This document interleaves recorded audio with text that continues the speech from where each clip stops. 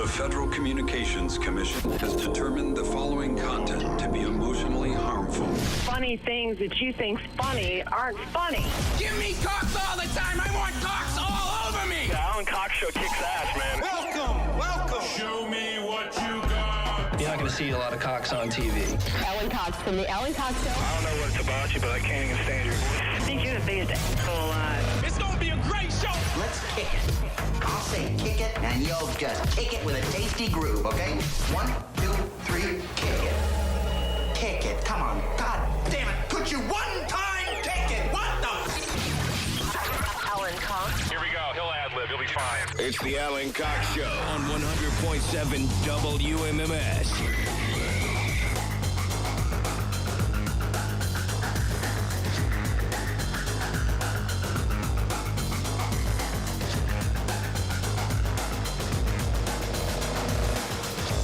Oh, hey, what's up? Afternoon, everybody. How's it going? My name's Alan Cox. Thanks for being here. If you are. If you're not, well, always tomorrow. Hey, say hi to Bill Squire. He's right over there. Creepy hugs, everybody. You all right? Yeah, I'm waiting for Mary to get on the video. Is Mary on? I'm here. Hey, Mary Santora. Get on the I'm video. coming. You sound bummed out. I'm not bummed out. I'm a little frustrated. I'm trying to download this stupid video editing Bumble? software. Oh. Bumble? What's wrong with you? No, not Bumble.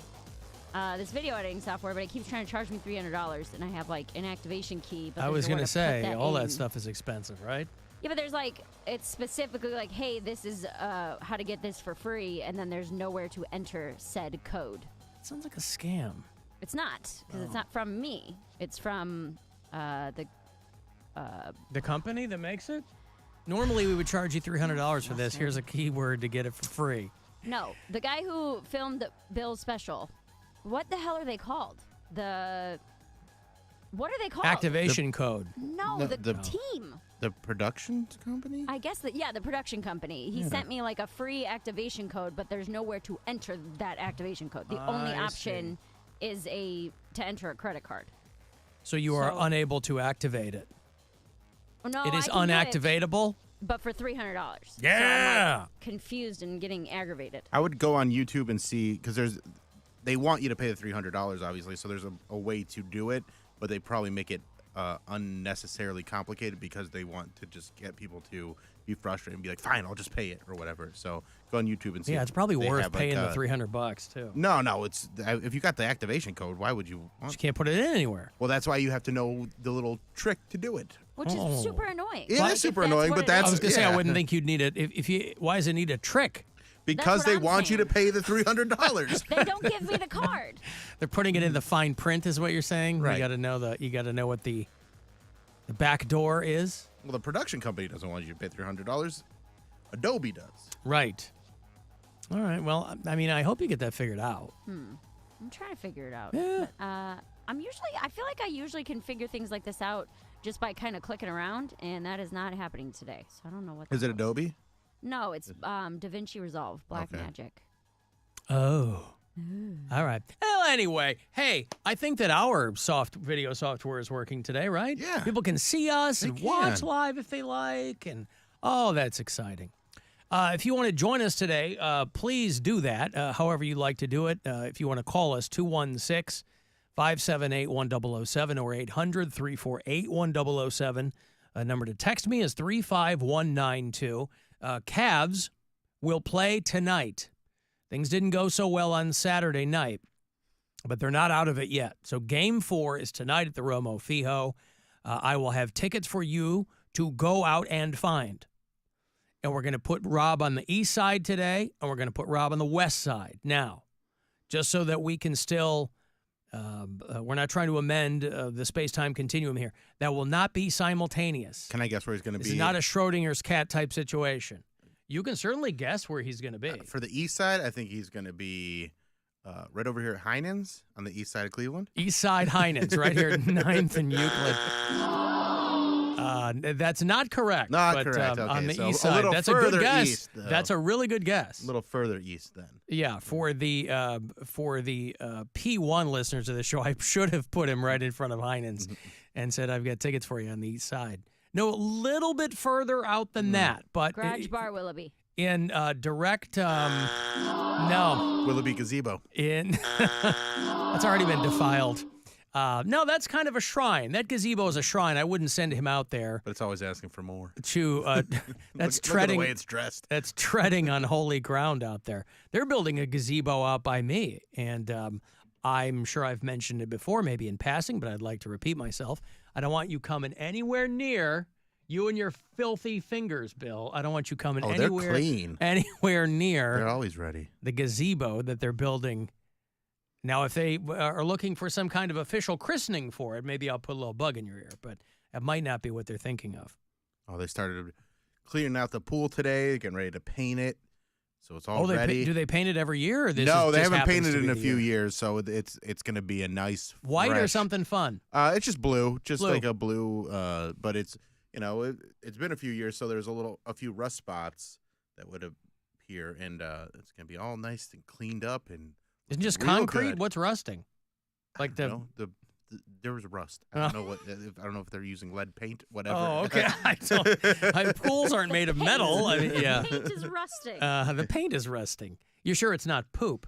It is not poop. Okay, good. I'm 98% sure it's not poop. I'll check on that other 2%. Number 2%. Yeah. So I will have clues for you. We'll start on the east side, and then. When those are gone, we'll send Rob to the west side.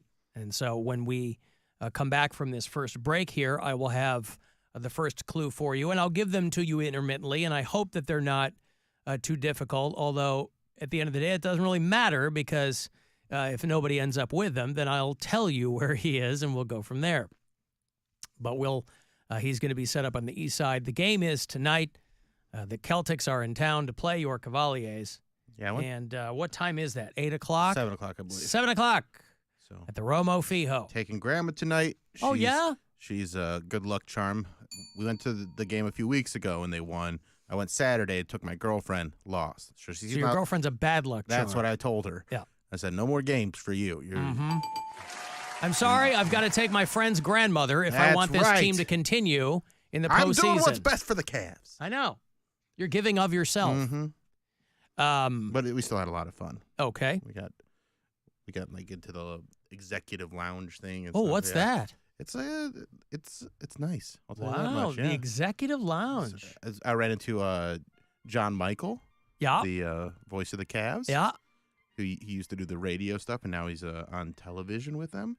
And it was, chopped it up with him a little bit. Said hi to Austin Carr. Asked if I could take a picture. He said absolutely not. You were rebuffed with extreme prejudice. He just kind of walked by because he knows he's in that lounge, and as soon as he starts taking one picture, I get it. Like I thought I might have him early enough in the evening that I'd be able to get one. Yeah, they go there to get away from people asking them to take pictures. Well, it's the executive lounge. He's an executive with the organization. I don't even know if that's what it's called, but it's a nice spot. And so thanks. Not looking to rub elbows with the commoners. My buddy Nick hooked that up, so that was cool.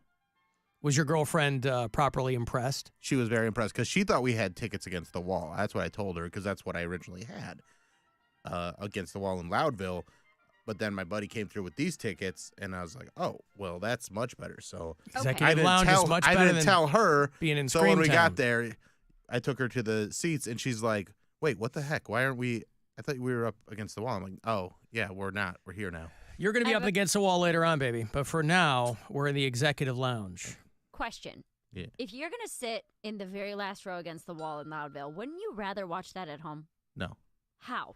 There's an energy. There's an energy at the event. You're going to get a nosebleed. They have the Humongotron. I don't get a nosebleed, though.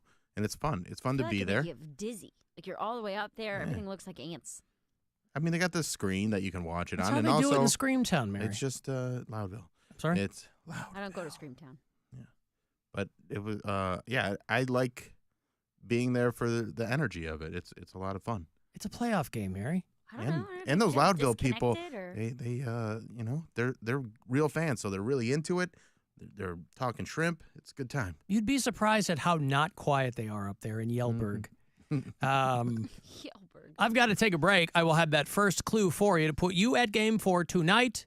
Rob's going to be somewhere on the east side. Start tossing these out. See if you can find him. Grab some tickets before they're all gone. Here, I will have money for you coming up at 2:30. So that first of the last 4 keywords today to grab $1,000 from the Buzzard bookie is coming up. It's the Alan Cox Show. On our free iHeartRadio app and your favorite smart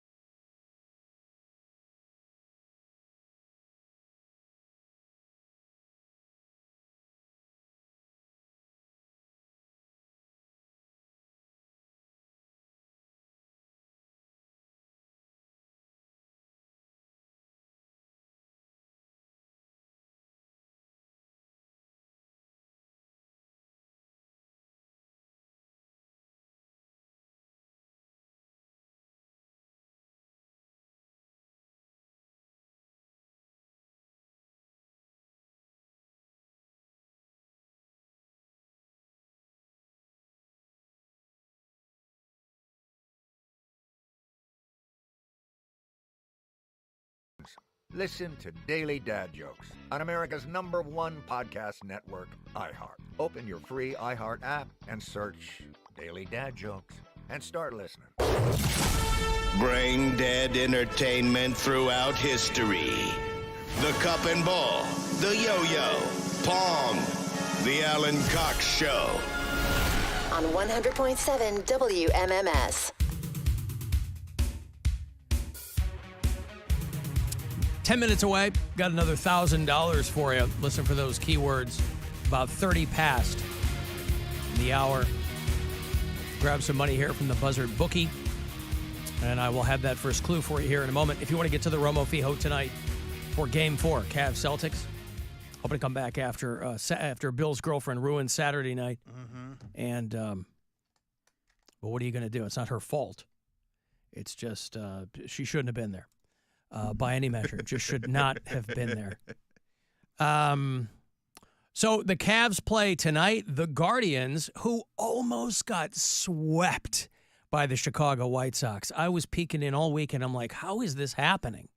How is this happening? But they avoided it. There could be no greater indignity. And again, it's my home team, but they're just god-awful. There could be no greater indignity right now in sports than, but what a story, if the a top team in the division was swept by the worst team, basically in all of baseball. But they avoided it, shut out the White Sox yesterday, 7-0. But for a 4-game series, it was an emotional roller coaster. The Rockies for yours truly. The Rockies swept. Who'd they sweep? Rockies are terrible too. Yeah, they're right there with the White Sox, and they, I think, won 4 in a row against a pretty good team. I can't remember who it was, but I heard it. The Rangers. The Rangers, yeah. Yeah. Well, your Guardians start up against the Rangers tonight for an 8:05 first pitch right there in Arlington, smack dab in the middle of the Metroplex, between Fort Worth and Dallas, Texas. Guardians, Rangers. That's Sammy Sosa. Tonight at 8:05 here on the Buzzard and on the iHeartRadio app. Now, you want a clue to get you some of these Cavs playoff tickets for tonight? I sent Rob to the east side. You know, I heard you complained and I heard you. Essentially. You know, you'll hear companies say that all the time. Mm-hmm. We've listened to you. People are like, how come you never come to the east side? And I said, Cleveland has an east side. So sent Rob over there, and he's got a bunch of tickets. And so I'll just throw you, if you've joined us for playoff game ticket giveaway days past, I just intermittently give you clues. Your first clue is Frozen. So good luck. Frozen is your first clue. If you find Rob, just go, hey, are you Rob? And hopefully he won't lie to you. I don't know if he'll have any kind of designation on. I don't think he has his I'm Rob shirt on today, but we'll find out. So Frozen is your first clue to grab those Cavs playoff tickets. You can't send people to Arendelle. I will have another clue for you in about a half an hour. I can't what? Send people to Arendelle. Send people to Arendelle. That's what is that? Country in Frozen, the movie. Jesus H. Christ, Mary. I'm a grown man. You have an 8-year-old daughter. She wants nothing to do with Frozen. She couldn't care less. Oh, I've made this very clear. Please, please, please. Every parent laughs at that. No, absolutely. I get it. I understand. You just hit the wrong target with that one. Arendelle. Dell. Arendelle. I don't do this for you, Alan. I do it for the customers. So they're the target. You hear that, Bill? You hear that? She knows what's up. Go to the text. Let's see what they thought of that joke. Hey, by the way, you know, all these people are texting me. They're like, it's a bummer that Donovan Mitchell's out, and I mean, he's questionable for tonight, whatever. And Jared Allen. I completely forget that Tristan Thompson is on the Cleveland Cavaliers. Oh, yeah. Until it shows up, until he, does well in a game or something. I'm like, oh, right. We have that guy. You got suspended for a few games? Oh, for what?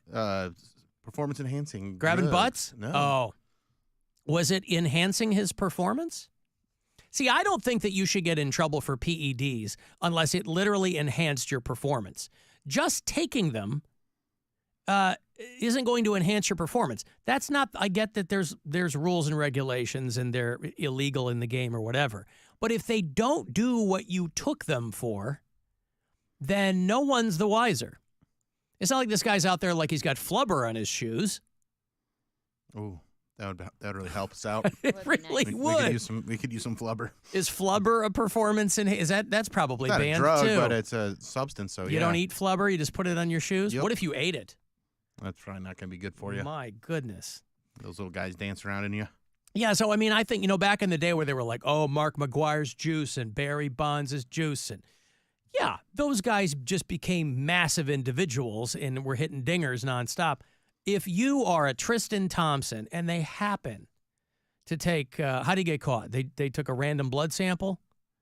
I mean, the P test something, right? Yeah, something okay. like that.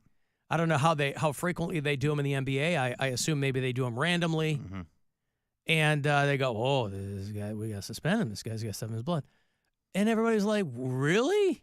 Wow, he's the last guy I would have. So I'm thinking they should amend that. If you're on PEDs, they have to pull up your stats for, let's say, they determine how long you've been taking them. Because there's no guy who's out there killing it who's taking PEDs. It's a guy who wants an edge. He's like, man, it's all slipping away. And he seems like he'd fit that category. If they don't do what you took them to do, you shouldn't be in trouble. There should be whatever the collective bargaining agreement is in the NBA, that should be part of it. Hey, PEDs, illegal, frowned upon. You'll catch a suspension if we notice you're out there kicking ass. And that's unfortunately the flip side of that is that's unnecessarily punitive to the team. If you have a guy out there who's doing really, really well and then you pull him out, that's going to hurt the team. The team's more than one guy. But boy, if you're shooting up something, what was it? Saw Palmetto? Was it horny goatweed? What was he using? Was he shooting testicle paste into his abdomen? I don't know. Like they were doing in the 1800s? Oh, I don't know. Probably not that. Not that? Ground up testicle, ground up animal testicles that they would inject directly into their abdomen? Being certain in 18th century medicine that would give them vitality. Maybe we should try to bring that back. So, yeah, congratulations to Tristan Thompson, who is on the Cleveland Cavaliers. And I don't know how many people are aware of that. I guess, knew it. Plenty. But forgot about it. Are they really? Mm-hmm. Okay. I mean, whenever he gets in the game, usually there's a big cheer for him. So Yeah. Yeah. All right. Well, that's for Chloe, right? No. They don't clap for her? Because they figure they're going to... Does she not come really to games that worried anymore? about that. No, they're not really together anymore. So. But aren't they? I mean, why are they always in stories together? Huh? They're like cordial. Like he's the father of her kids, so they get along enough to co-parent. Yeah, but I don't like think she's dating. going to the games. Not going to the games. Well, because every time there's an article about her or him, the other one's always involved, not mentioned, like involved, like they're out doing so. I mean, I understand that's a function of co-parenting too, but so yeah, he's on the Cavaliers. But your first clue, again, is Frozen. So if you're over somewhere on the east side, you might, I'll have two more clues for you, but you might find Rob out there. Alan, when Mary makes a bad joke, you should make her listen to 10 Seconds of Metal. No, listen, we're all in here making bad jokes occasionally, and I'm not going to, if we were punishing people for bad jokes around this place, we'd all be deaf. So... We are punished with what we get paid, so there we go. Alan, I forget the actor's name, but the villain in Flubber swallowed it accidentally, and it came out of his butt. Oh, gross. Yeah. Yep. That must have been the Robin Williams one. I haven't seen any of the Flubber movies. I just remember that was a thing, right? The original is called The Absent-Minded Professor. Ah. And that is starring... Dean Jones. Yeah. Yep. And then Robin Williams. Who was the female lead in Flubber? Was it Bonnie Hunt? I'm thinking of Jumanji. No, Fred McMurray. Oh, I'm sorry, Fred McMurray. Yeah. Fred McMurray is a girl? No. Nope. That's a dude. Nancy He's Olsen. talking about the absent-minded professor. Marcia Gay Harden was remember her? She's still on TV. Her show just got canceled, but She's still a working actress. And Ted Levine, the pride of he's Buffalo Bill and the pride of Parma Heights. He was in that movie too. Christopher McDonald, a great comedic villain. Okay. Is he the guy that accidentally eats it and farts out the flubber? I would assume so. Wow. Okay. Nope, never saw Flubber. But I've seen him forever. 1997. It's probably the last time I saw it. Yep. I think we might have actually had that on VHS. Well, that was a big era for VHS. Yeah. Remake of The Absent-Minded Professor, 1961. There you go. We've got money here for you. It is $1,000. A chance for you to grab some cash from the Buzzard bookie. So good luck. This is your chance to bet with the Buzzard bookie and win $1,000 now. Enter this nationwide keyword at WMMS.com. Win. That's win. Enter it now at WMMS.com.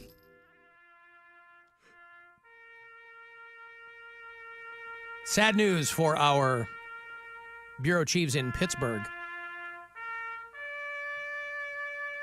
Maybe you guys might know who Cyril Wecht was.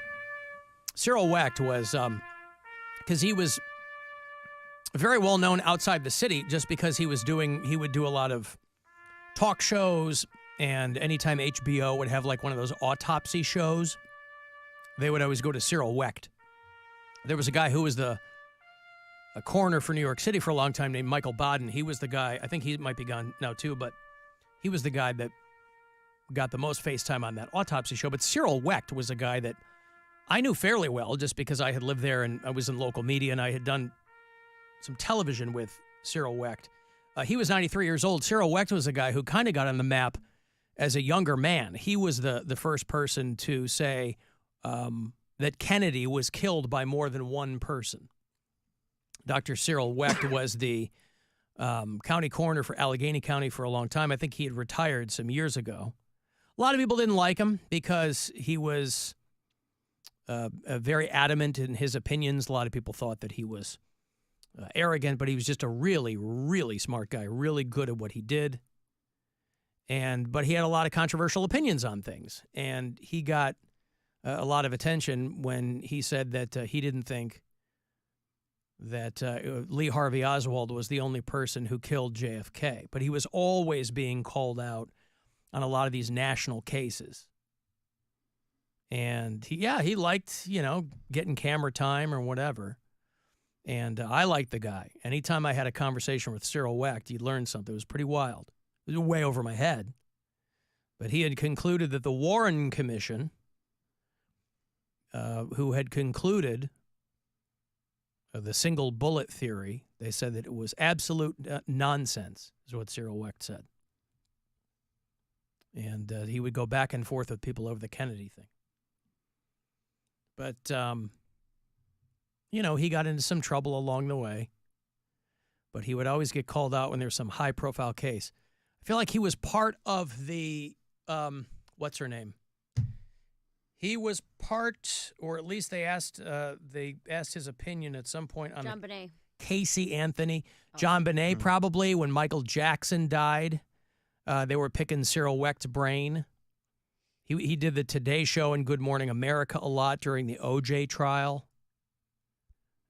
He was a guy that went over the Elvis autopsy report and said that Elvis had died of an overdose, not heart disease.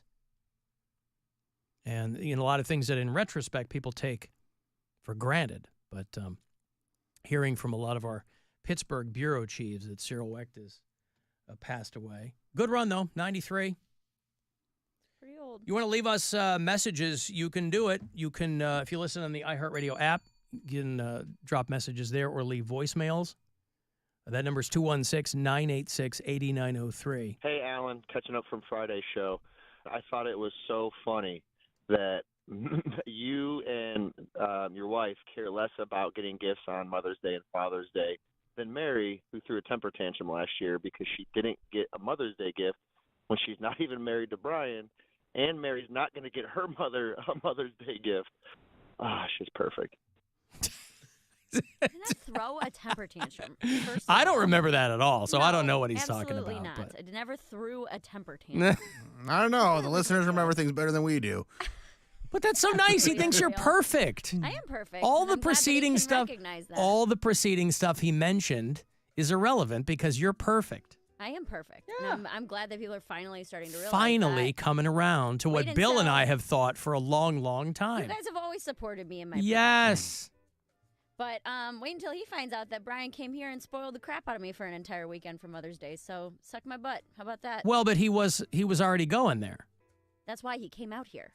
Right, but that wasn't like a surprise. No. But he I'm made his. saying- He didn't have any travel problems. No, he ended up making it at like midnight on Friday, which, I mean, he basically came to the apartment.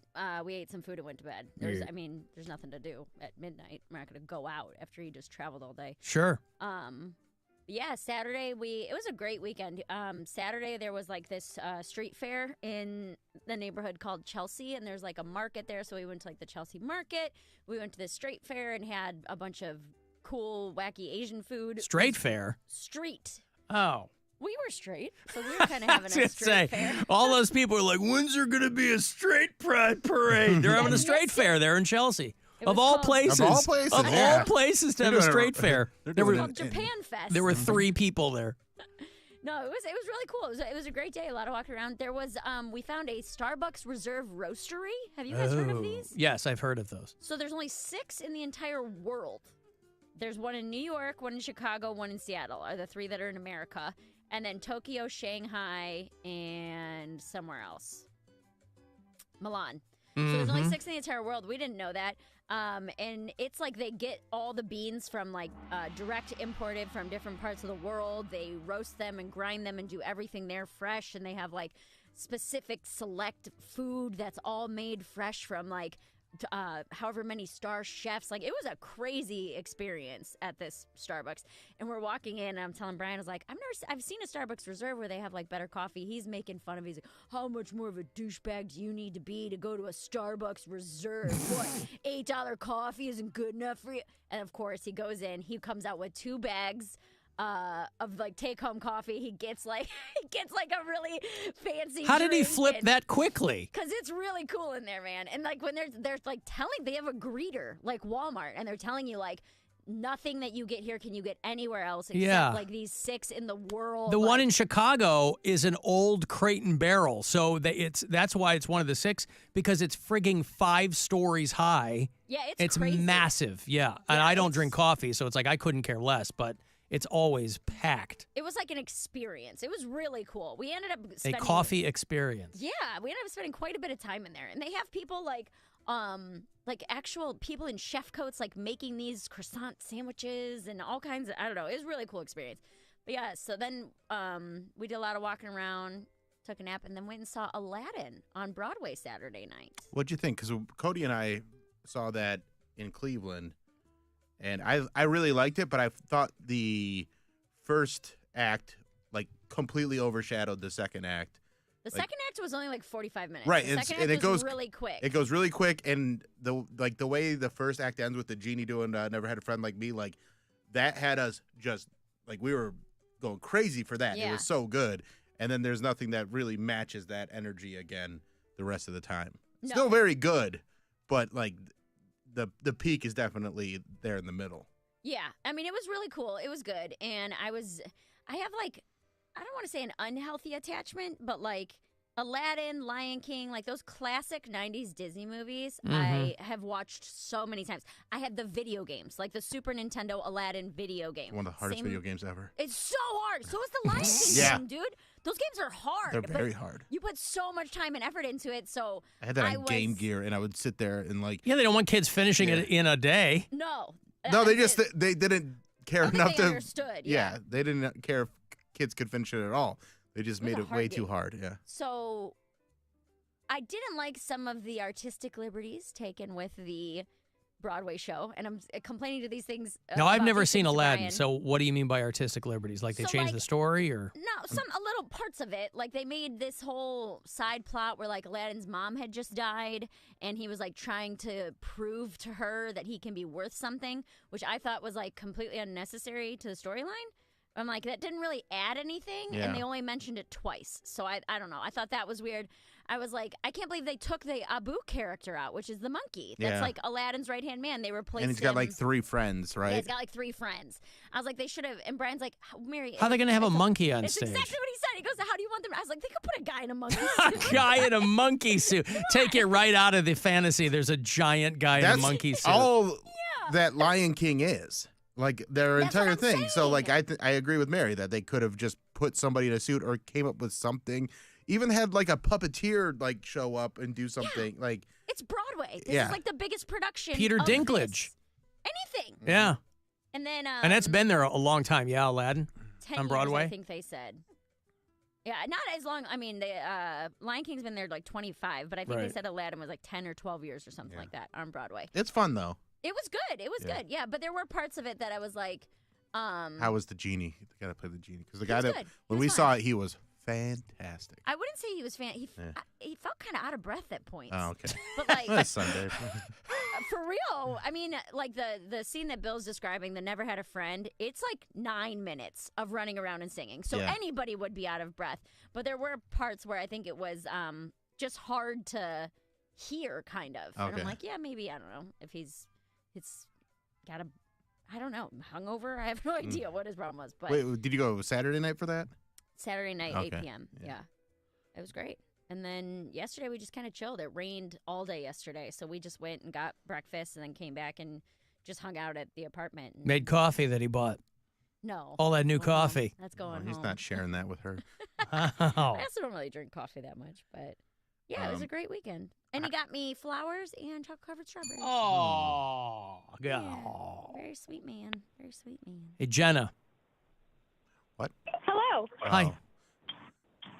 So my husband and I were in Westlake Friday night at Oh, Three good Palm- for you. at 3 Palms Pizza, and if you weren't there, then you have an absolute twin. Were you there? And you're with your family? I was not. Oh my gosh! All right, my husband and I were going back and forth. We were going to go up to you, but we didn't want to because you were with your family. That's hilarious. No, Well, you thank should have for because it settling wasn't me. So you absolutely should have done that. Yeah, right. Oh my gosh. Right, settle the bet. Well, thank you so much. We love your show and have an Okay. awesome afternoon. Thank you, Jenna. There you go. No, that was not me having pizza at Crocker Park on Friday night. I watched a little bit of Unfrosted, the Jerry Seinfeld movie. Mm-hmm. I don't know who that movie's for. I think it's like one long, weird SNL sketch. It's there's like a madcap quality to it. There's a billion Easter eggs in it, and it's not the greatest thing you've ever seen. But for what it is, I think it's just fine. Oh, I see. I thought was it really expecting to hate it. It was so over the top, silly that it Yeah. feels like a kid's movie. But there's not a single reference in that movie that a kid is going to understand. No, Like, it's definitely for adults. I it's- mean, but it feels like a kid's movie. Yeah. Like it's all silly. It's way too silly. I think that's the hook, is that they take this completely. I mean, it's Seinfeld to the nth degree. It's like you take something that's completely mundane and you elevate it to this, make it the space race of breakfast pastries. And yeah, I was not digging it's it. absolutely not for everybody, but I think for what it is, I think it's just fine. No, I don't know that I'll watch it again, but I was unimpressed. I thought it was like way too over the top silly, like childish, but with jokes that aren't for kids. Yeah. That were just, like all these like kind of like a wink and a nudge references to all these things that happened in the early 60s that, I barely understand. Right. So it's like you made a kids movie for boomers. Well, he's a 70-year-old guy. And Right, he but I'm made saying it like for- you can still do But it's not a kid's movie. But it's made like it is. Well, yeah, but that doesn't mean it's for. You know what I mean? Right. Like it's very silly but it ain't for kids. It had no edge to it. It had nothing What? appealing to, like, there was like, and here's another problem that I have when they just put, you need to cast regular people in roles, because when everybody is a comedian in Yes. the movie, Yes. it just makes the movie so unbearable because they're trying to be so funny and nobody plays it straight, and you just get this movie that you can't have Ace Ventura with everybody being Ace Ventura. You Right. need people to be like, this guy's being weird. Like, that's a whole, like, you can't just have everybody being so over the top silly, because it just doesn't land. Yeah, no, a lot of people didn't like it. I'm one of them. Yeah. I thought it was real bad. I got to take a break. I'll have another clue for you. Rob's on the east side with tickets for the Cavs game tonight. Game 4 at the Romo Fijo if you want to go. I'll give you another clue toward where you can find him when we come back. Otherwise, you want to text for anything else, do that, 35192, and we'll be back. The Alan Cox Show on 100.7 WMMS. And everywhere you go.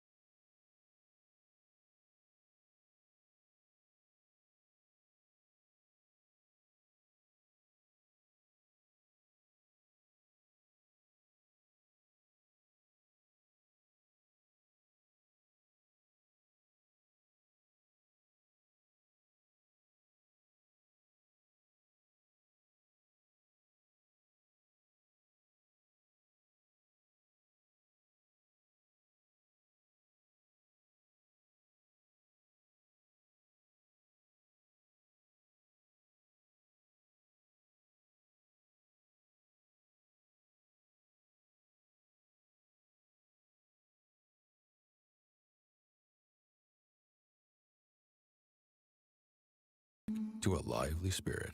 This is West Virginia. We call it Almost Heaven. Plan your getaway now at wvtourism.com. Portions of the following program were pre-recorded. This is The Buzzard. From the Bath Authority Studios. 100.7 WMMS, Cleveland. Little ditty about giving stuff away. All right, an annual tradition around these parts. I want to go see Mushroom Head Halloween. It's going to happen Saturday, October the 26th at the world-famous Agora. You can go to axs.com for the details. They always have a lot of special guests and a good time had by all. A Mushroom Head Halloween. You get my first pair this week.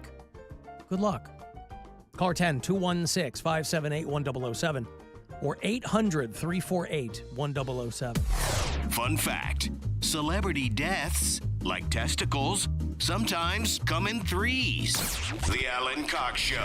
On 100.7 WMMS. Boy, you want to talk about celebrity deaths coming in threes, fast and furious. Holy cow. I was talking about Cyril Wecht. And Sam Rubin died out in L.A. People who are familiar with him, he was a national face. Entertainment reporter. He'd show up on red carpets. He had a heart attack. And David Sanborn died. That's the guy playing right here. One of the greatest artists in contemporary jazz music is David Sanborn. Saxophonist. He had prostate cancer. He died yesterday, I guess.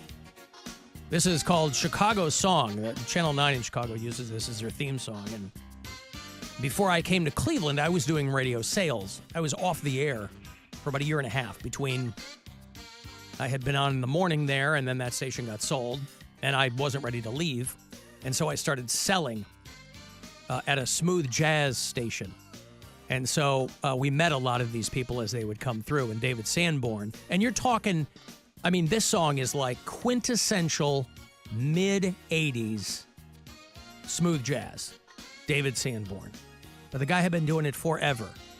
That's why I always give it up to those guys, because even if it's not your favorite kind of music, I'm like, how the hell do you write that many songs for one instrument? I mean, that probably sounds silly to say, but you just do a dozen songs on every album over the course of 40 years, and they're all different kinds of songs. But anyway, David Sanborn, if you are at all familiar with him, was just at the very top of what those guys did. He played in the Paul Butterfield Blues Band in the late 60s. Those guys got inducted into the Rock Hall a few years back. And he played with them at Woodstock. And he did a ton of studio work. So he was on like Eric Clapton albums, and he worked with Bowie and Springsteen and the Stones. Anytime somebody wanted to bring in like a guy, saxophonist at the very, very top of his game, they would get David Sanborn. And I don't know how old he was. He was in with, back in the old days of David Letterman's show on NBC, they would have David Sanborn in a lot. He was always sitting in with that band. And he had a ton of Grammys, and, you know, he's 78 years old. I hadn't even seen that. Somebody texted me in the break. Said, David Sanborn died too. That's a real bummer. Met him one time. He was very, very nice. Could have been nicer. Okay, let me get you another clue here. I got Game 4 playoff tickets for tonight. You know that's happening over at the Romo Fijo. Have you heard about this? Oh, yeah. Cavaliers are in. I heard a little promo we played. Playoff mode unlocked. Mm-hmm. The kids are calling it. And I got Rob on the east side with tickets, and then when those are gone, I'm going to send him to the west side. We got a lot of tickets. And the first clue that I gave you a half an hour ago was Frozen. And Mary made some Annandale, New York comment. Annandale. Was it? Took the Wolverine back to Annandale? Nothing matters. Annandale. Your second clue is Puck. Those are your first two clues. Frozen and Puck. And that's not a Shakespeare reference. So, good luck. And I will have another clue for you for your East Side tickets in about a half an hour. Now, here is the hidden joy of when I send people out to get tickets, because I don't want to make it super, super hard. People have lives to lead, and I'm not trying to make it so that they're driving around for hours trying to find this out. But the little hidden plus in this whole thing is when people will walk into an establishment and ask the person working there if Rob is there. Because Woody hit me up and he goes, I walked into this one place and asked if Rob was there, and they had no idea. That's what I like. That's the little added bonus to this, is wondering if he's there or not seeing him, and talking to people who work if he's at an establishment where people are working. Roger Corman died over the weekend too. Yes, that's true. So they're coming fast and furious. Again, these are all, in my estimation, these are all people you'd have to be at least 50 to know who they were, right? Roger Corman, unless you're a student of horror movies, specifically B-horror movies, but Roger Corman inspired a whole lot of people. Like James Cameron started as Roger Corman's cameraman or something like that. So Roger Corman, David Sanborn, Cyril Wecht, and Sam Rubin. So anyway, Puck and Frozen, those are your first two clues there, and good luck with the rest of it. Did anybody watch The Northern Lights? No, I was in Pittsburgh. Oh, you didn't see him in Pittsburgh? Didn't have him there? New York either. I was thinking, really? Really? They were seeing him, when I was reading these articles before it happened, like Thursday, they were like, people might see him down to Alabama and Florida. I'm like, there's no way in hell. There were photos. There were some people, but it was also one of those things where you weren't really seeing much with the naked eye. You had to do like a long exposure shoot. With Everybody your had their camera. phones up. Yeah, because you could kind of look up with your eye and see what was happening. We went to the lake. I was on Friday night, and hundreds and hundreds of people were out there. Yeah. They ended up having, cops directing traffic and all. I had no idea it was going to be that big of a deal, because I was like, well, we could probably just stand in our backyard and see it. We're not far from the lake. But I was like, no, I want to go down there and look. So we packed the kid in the car and we went down there a little bit before midnight. Yeah, it was awesome. Yeah, I think I posted maybe one photo, but everybody was posting photos. So it's not like it's this. But it was cool. That's very cool. I wish I would have been home because I could have gone up on. I was thinking you were. Yeah, I was like, you've got the perfect vantage point there at Squifle Tower, but you were gone. Still in Pittsburgh. Yeah. And you didn't see him in New York. No, they weren't here. Brian's buddy from work was sending him pictures, and he was like, look at this. I come out here to see you, and I miss the Northern Lights. I was like, nice. You're glad your work boyfriend. It was pretty rad. Yeah, keeping you in the loop. That's usually not something that, I'm not, whatever. I don't get worked up about stuff. But you got to take it for what it's worth. We don't see that stuff down here very often. In years past, Gwen and I have talked about going to Norway. They have these giant glass igloos in the middle of nowhere that you can rent and see the Northern Lights. And saved myself a lot of money. Just because of this anomaly, because everybody was freaking out over what's going to happen because of these solar flares. And I don't know that anything really happened. They want to keep people on alert because those kinds of ejections from the sun, plasma and solar flares, they have the potential to really jam things up. With our satellites, because we have so many of them out there, and what are they going to do? And so, we talked about it on Friday, but by the time Friday night rolls around, there was an eerie quality to it, when everyone out by where we were at Huntington Beach, and when all of these people are walking down to the beach, it had like a very, I don't know, it had a kind of a creepy quality to it. But it was cool. But yeah, you had to have, when we parked, there was a guy that was already coming back, and he's like, you got to use your phone. Okay. Thank you. That's helpful. You wouldn't want to go to one of the places, like the Norway or any of that? You mentioned they have like cabins, and you wouldn't go do that? What's happening over here, Bill? I heard you say that, like, no, we don't have to go do that, but that wouldn't be cool for you to go see? Well, yeah, but... That's what I'm saying. I've saved myself a lot of money by not doing it.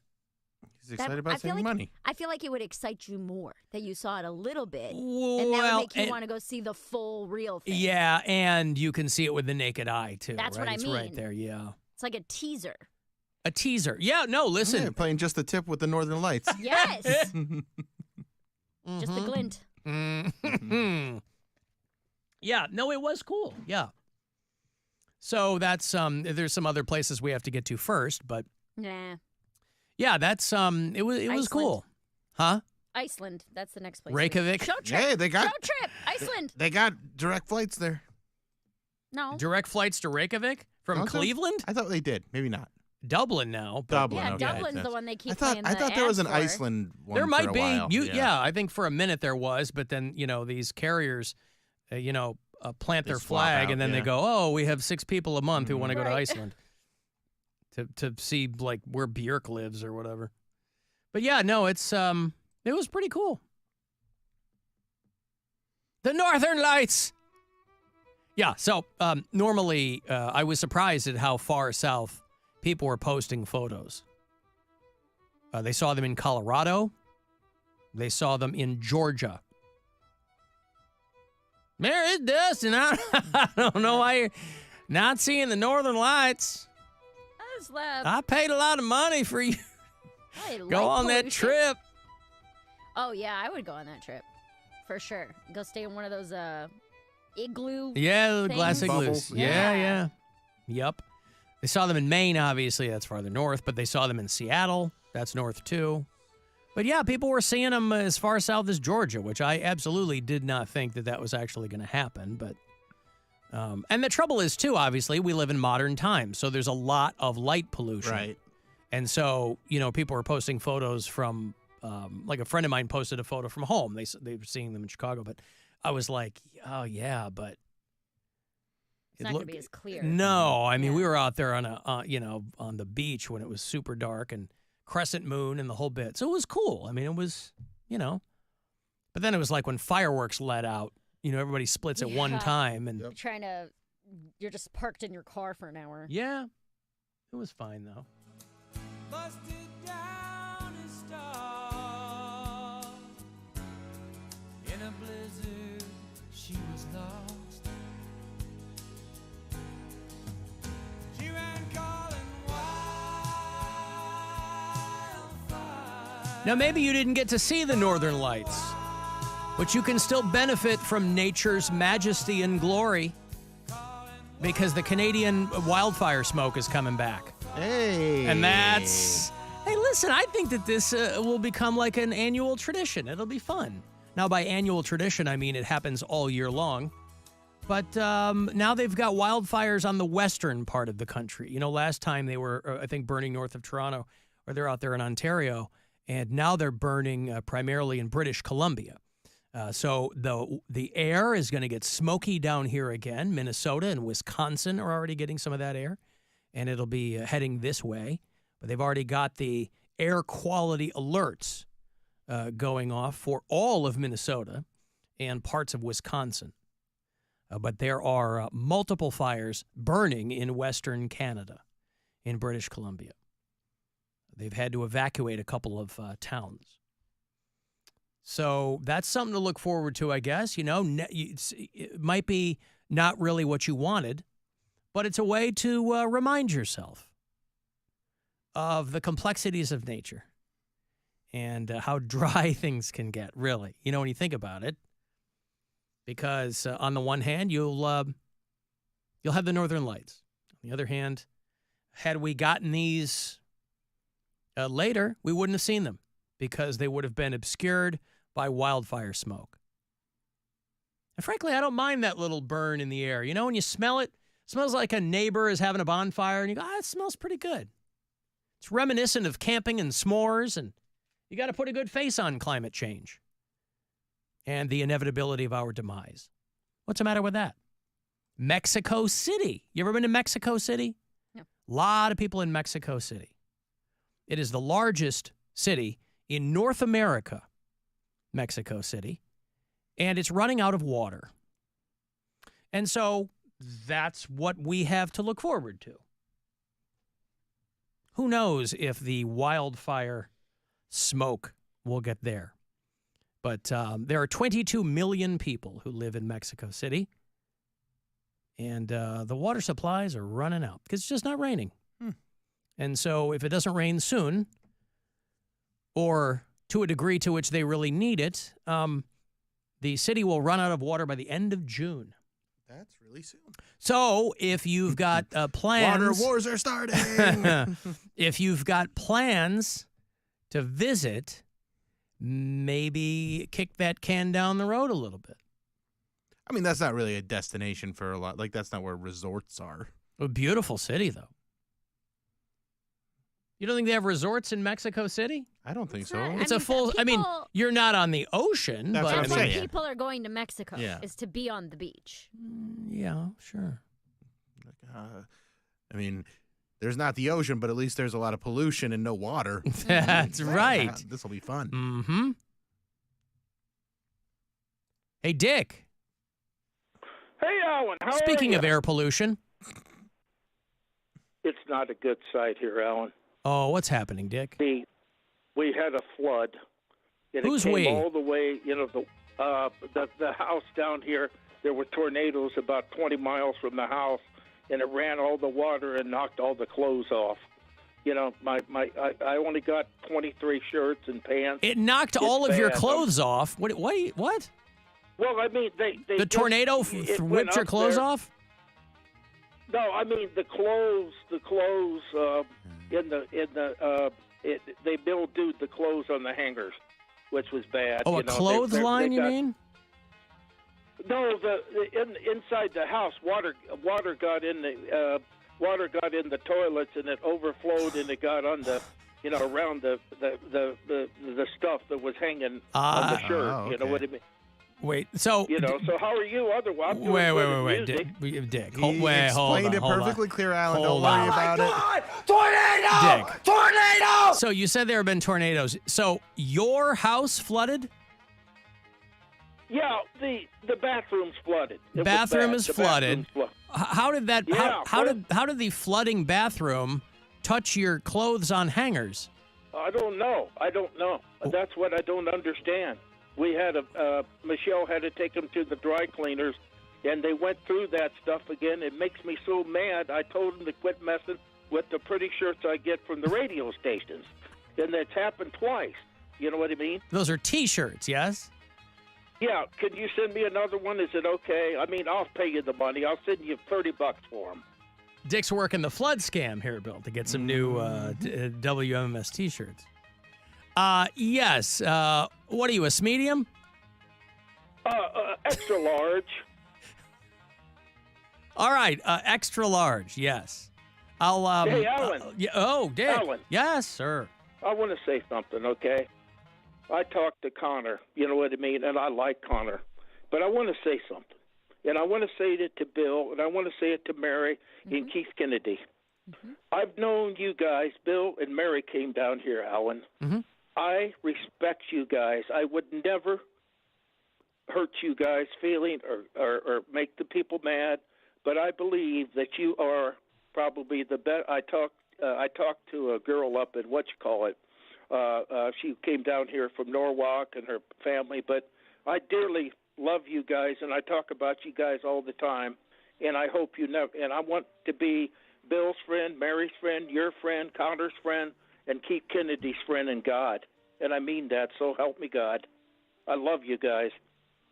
Well, love you too, Dick. Gay.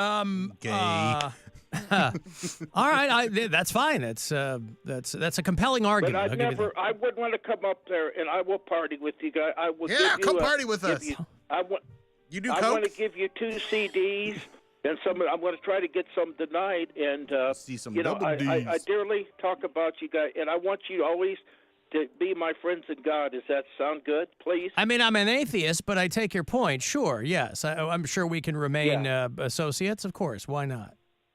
But you got to come up here and party with us. I would never hurt, you people up there, and I just, I've got friends down here. I don't get to talk much. I'm doing a lot of, you know what I mean, a lot of playing music. But I'm just so glad Mary got to hear me. But you guys are part of my life, and I love you guys. And go, you know what I mean. And so I appreciate you doing that, Mr. Allen and Bill and everybody and Connor. Okay. Okay. Well. All right. Yeah, Mr. Allen, 29. I hope that the the flood situation gets squared Will it away. be a couple days, you think?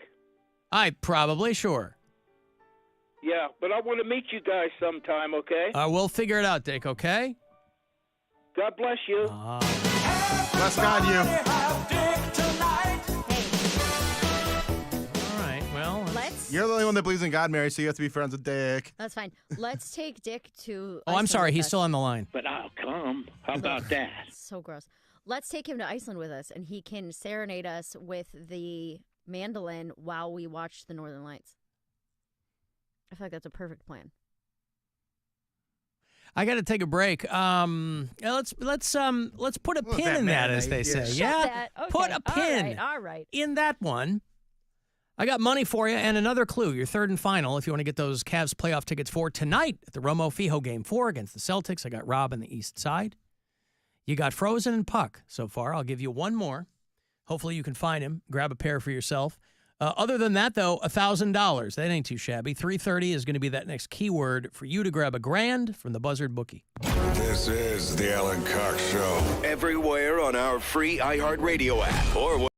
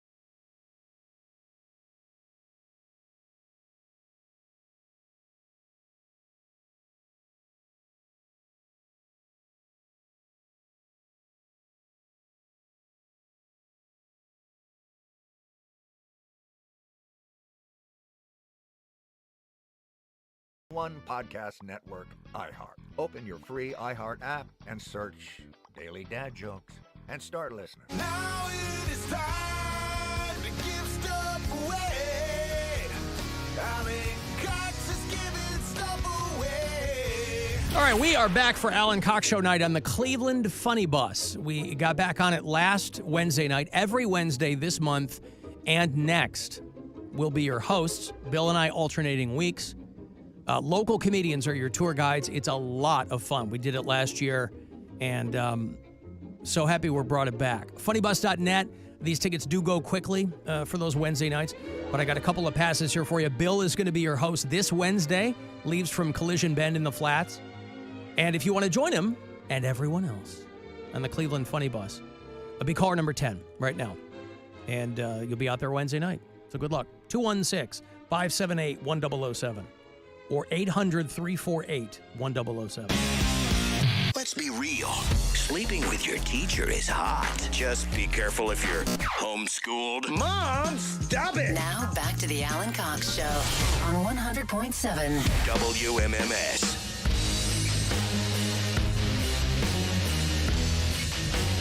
The audience is worried about Dick getting a little maudlin there in that last call.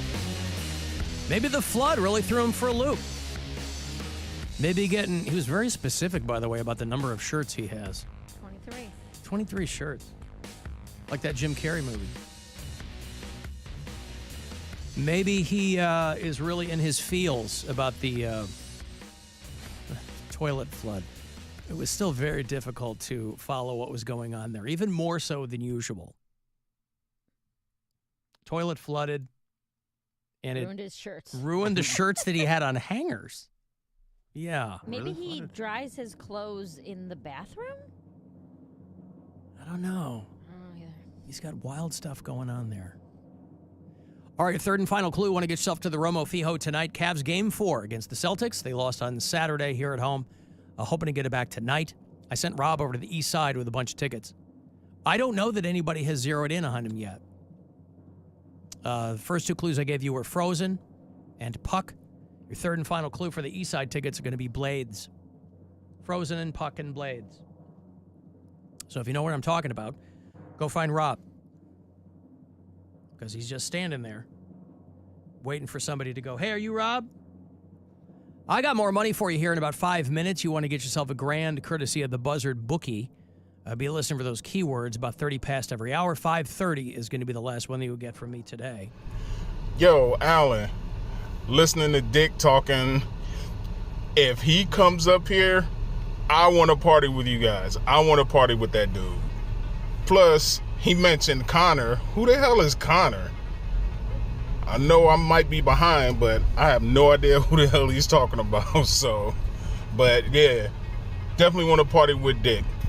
All right, love me, love you, hate the show. Should we? Connor's screening the phones. Thank you, Connor. Should we do a Dick bar crawl? We have to get him up here first. Yeah. No. We bar crawl all the way down to Dayton. We tell everybody it's the first annual Alan Cox Show Kettering bar crawl. I mean, and we would be weekend at Bernieing that guy by like hour 2. I don't think he drinks. Even better, hour 1.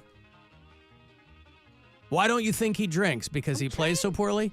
No, I'm trying to remember at the show when he came and watched me down in Dayton. I think he drank like a pop. I don't think he had like a beer or anything. I think he wanted to stay focused for you. Oh, maybe. Right? Yeah, and you had a big performance that he completely nailed. So good. He wanted to make sure that he was tight and bright and paying attention to you. Let me see it. Let's see that beautiful thing. Wow.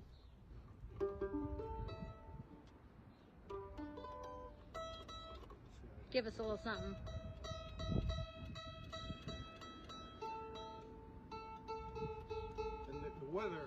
Amanda Lynn was warped from his last bathroom flood, I believe, right? Or before you saw him? From the weather. Oh, the weather.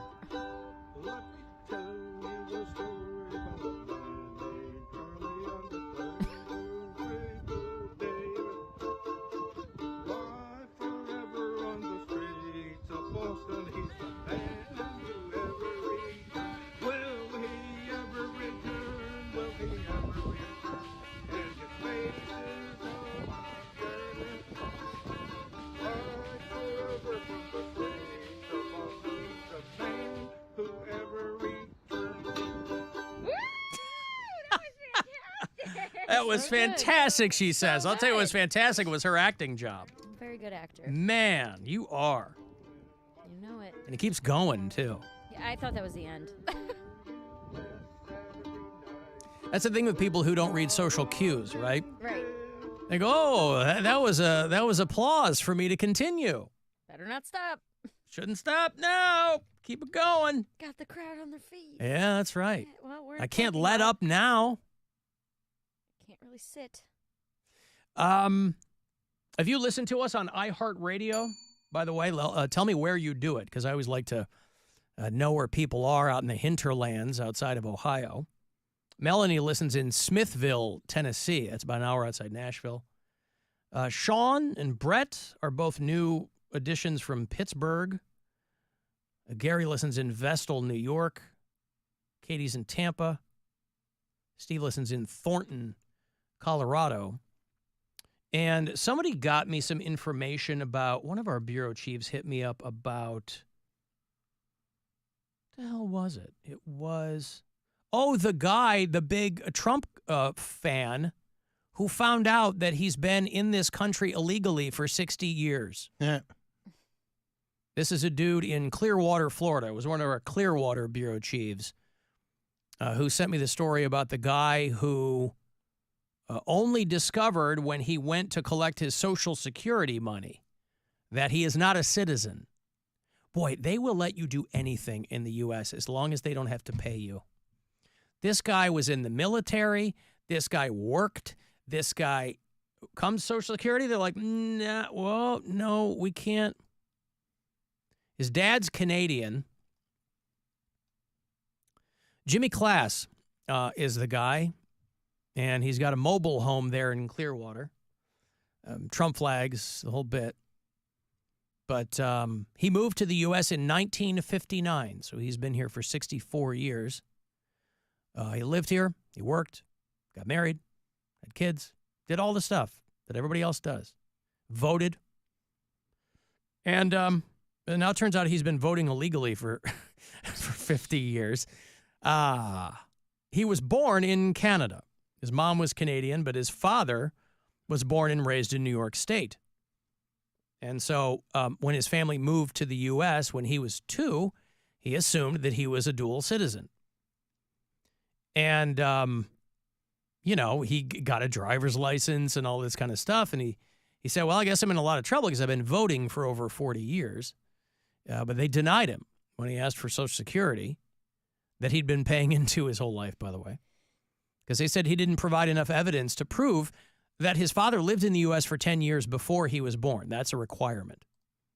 And people were like, well, how does this, this guy should know all this. But it's like, well, but he knew he was born in Canada. Like, you talk to any immigration lawyer, and they'll tell you, like, ignorance is for any infraction, ignorance is not an excuse. And this guy knew he was born in Canada. So now he's trying to figure out what to do. But if you are 64 years old, what are you really going to do? You're going to try to hang out. Go back to your home country. Yeah. Do what I guess. Yeah. Because he's like, well, I have a Social Security card. Do it the right way. They're like, you don't need to be a citizen to have a Social Security card. That just means you're eligible to work. That's got nothing to do with, like, your legal status. So when asked if the case doesn't get resolved, he said, I'll probably move back to Canada. Bye-bye, America, he said. But if you worked for 50 years and paid into your Social Security, yeah, that sucks.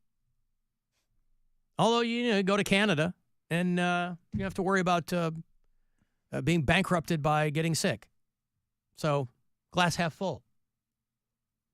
I got $1,000 for you. I hope you win. It's a chance to grab some money from the Buzzard bookie. Still got a couple of weeks left on this, so take advantage of every one of these opportunities, and good luck.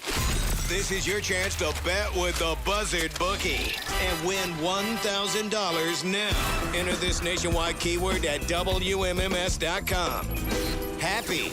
That's happy. Enter it now at WMMS.com. What is this hammock thing you sent me? I think it's funny, but I also think it's 100% fake. I don't know. There's some dude on a bus and he put up a hammock, and he wouldn't get out of the hammock, and the bus driver's trying to get him out of the hammock, and he keeps doing these barrel rolls in the hammock that are. But like, how would a regular person get in a hammock on a bus? For real. So he just ties it up when people aren't paying. Like, but buses are always full of people. Well, I'll show it. But are they going to stop him? Like, is anybody going to be like, hey? Well, the bus driver's talking to him. He's talking to him, but he's not allowed to, like, stop him from doing it. And there's no sign that says no hammock. You bet there is now. Show me the sign. Show me the no hammock sign. I would like to see the sign that says no hammocks. We've got a whole. Where's the no hammock sign? We got a whole list of things. No. I can't see you. You can't see me. If you don't come out of that. I'm not here. He just like cocoons in there, and then pops his head up. 100% real. You do? Yes. How would a person hang a hammock on a city bus and then get into it? He's got ratchet straps. You can see. But like, someone's driving. The bus driver's right there. He's like, hey, you can't do this. I absolutely think this is a type of thing that somebody would do just to be annoying. Yeah, maybe. Because, like, how's he going to get, like, I'm just saying. It's a sketch? Legit. Like or they set it up? I assume half of everything is all set up now. I just don't know how logistically a human man would. They're not hard to set up. Yeah. But then he got in it, and no one on the bus said, yo, this dude. No, everyone's telling him not to do it or to just quit it, but no one's going to touch him or stop him. I just don't know why the driver didn't stop the bus. Yeah, where is this? I don't know. I just found it. Oh my God. No. Oh my God. You can't stop me. Well, oh my God. I won't be stopped. I said I won't be stopped. You see that? Oh my God. Yeah? I'm like an anaconda. I mean, he looks like he's half grinning, so that's why. No, he knows he's being a little, like, stinker. He is being a stinker, isn't he, this guy? He's a little stinker. He's being a little stinker. I mean, he looks like, it's hard to tell how old he is because he's bundled up, you know. Yeah, he keeps cocooning. No, this doesn't, I don't think this is real. I just don't know logistically how it could be real. No, logistically, it takes 2 seconds. No, it doesn't. To hang a hammock up and then get in it?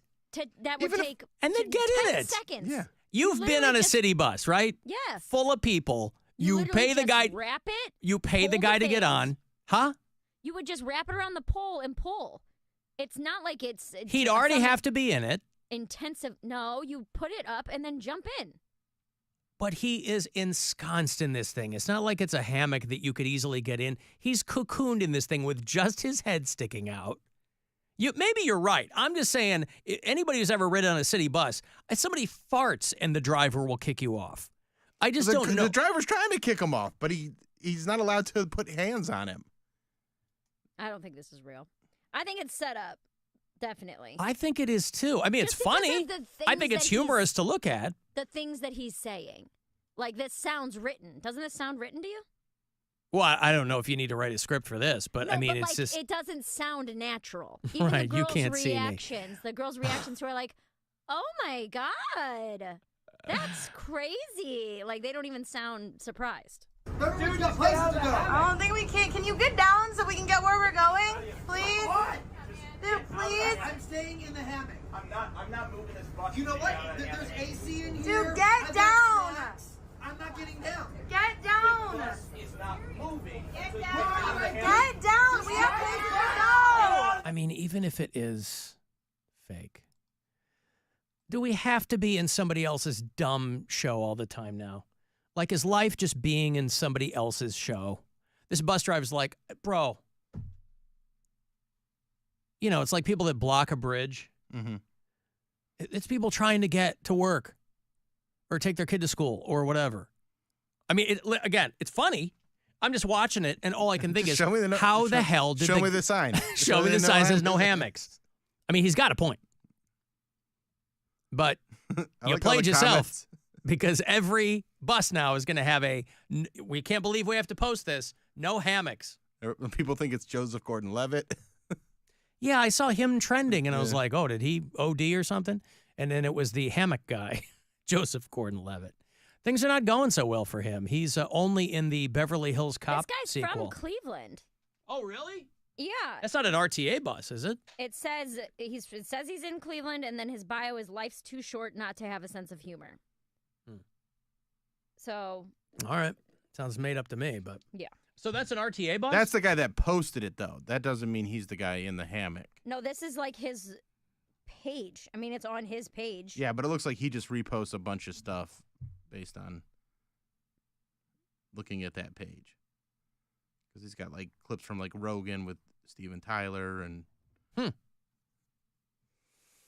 Well, yeah. Listen, I don't know if RTA has the no hammock signs up, but imagine you have to post those. And then somebody will do something else. And they'll go, where's the no making ice cream in my pants sign? Because that's the culture now.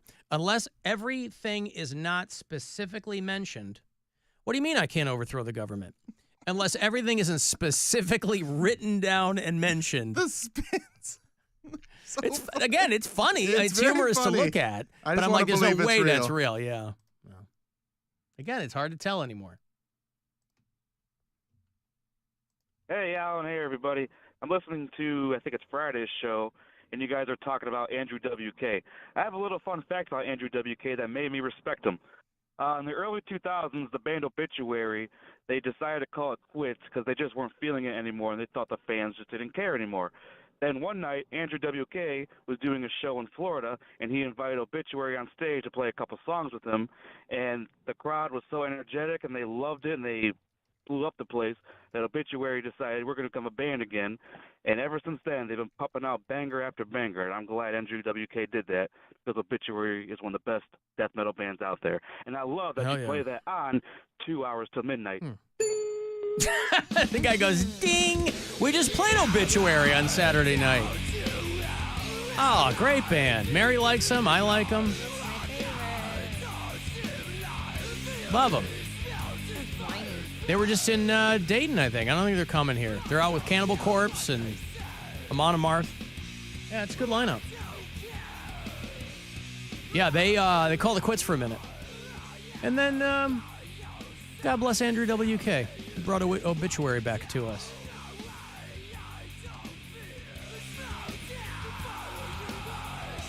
Pretty good, yeah?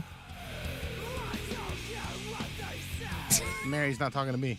No, he's not talking to me. All right, I got to take a break. Well, I gave you those 3 clues. I don't know if anybody's grabbed them from Rob yet, but you were 3 clues. He's over on the east Rob side. just said, say the location. No one. Oh, really? No one's Yeah. been there yet. Everybody complains we don't go to the east side, and then look what happens. This is why I don't send people to the east side. This was kind of a tough. It's a men or ice arena. That's tough? Yeah. Frozen puck and blades on the east side? Right, but how many ice rinks and I don't stuff know. like that are That's on what- the east side? Well, that's why I don't go to the east side. All right, well, there you go. Men or ice arena is where Rob is, and then we'll send him to the west side. Let's hope we have better luck there. I've got to take a break here. I wanted to send a text, 35192. AlanCoxShow.com. Want to watch live, you can do it there, and we'll be back. The Alan Cox Show on 100.7 WMMS. And everywhere you go on our free iHeartRadio app. And now, a Buzzard Bookie safe bet. If you gotta be in court.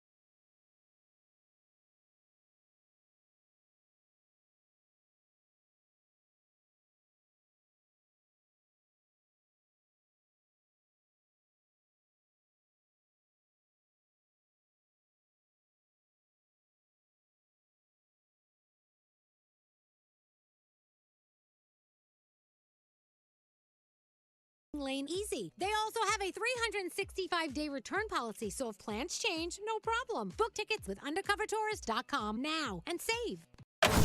This is The Buzzard. From the Bath Authority Studios. The Buzzard. The home of The Buzzard. The Buzzard. This is 100.7 WMMS. Cleveland.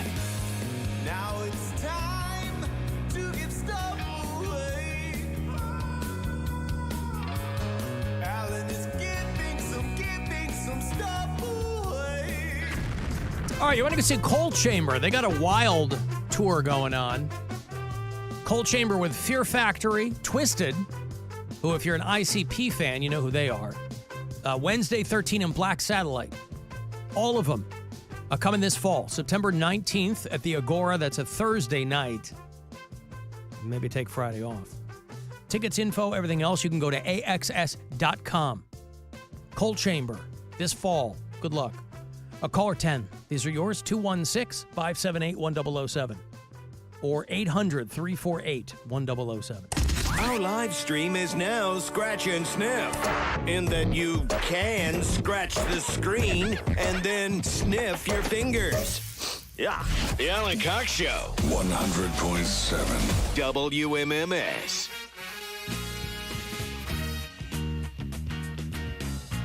Who's helping in the video department today? Pudo Dinsmith. Thanks. Appreciate it.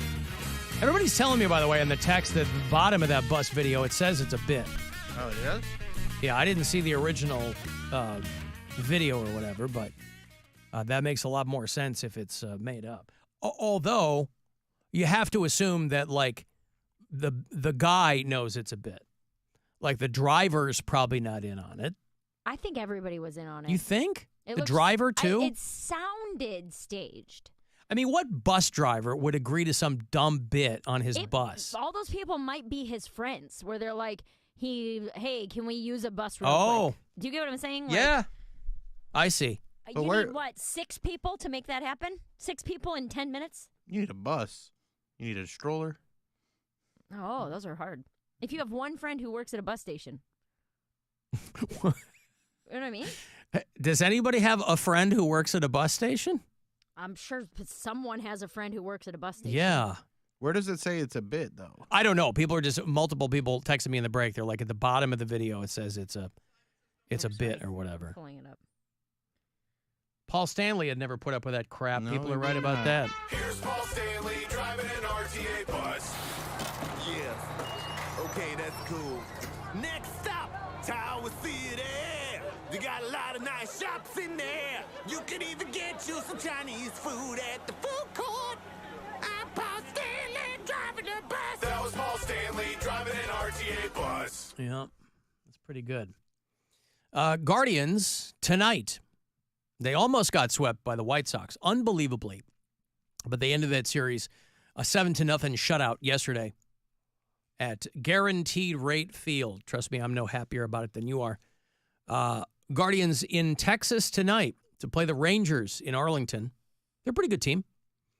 Guards Rangers tonight, 8:05 is your first pitch, which means 7:35, as custom dictates, is when your pregame will begin here on MMS and on the iHeartRadio app, if you want to listen there.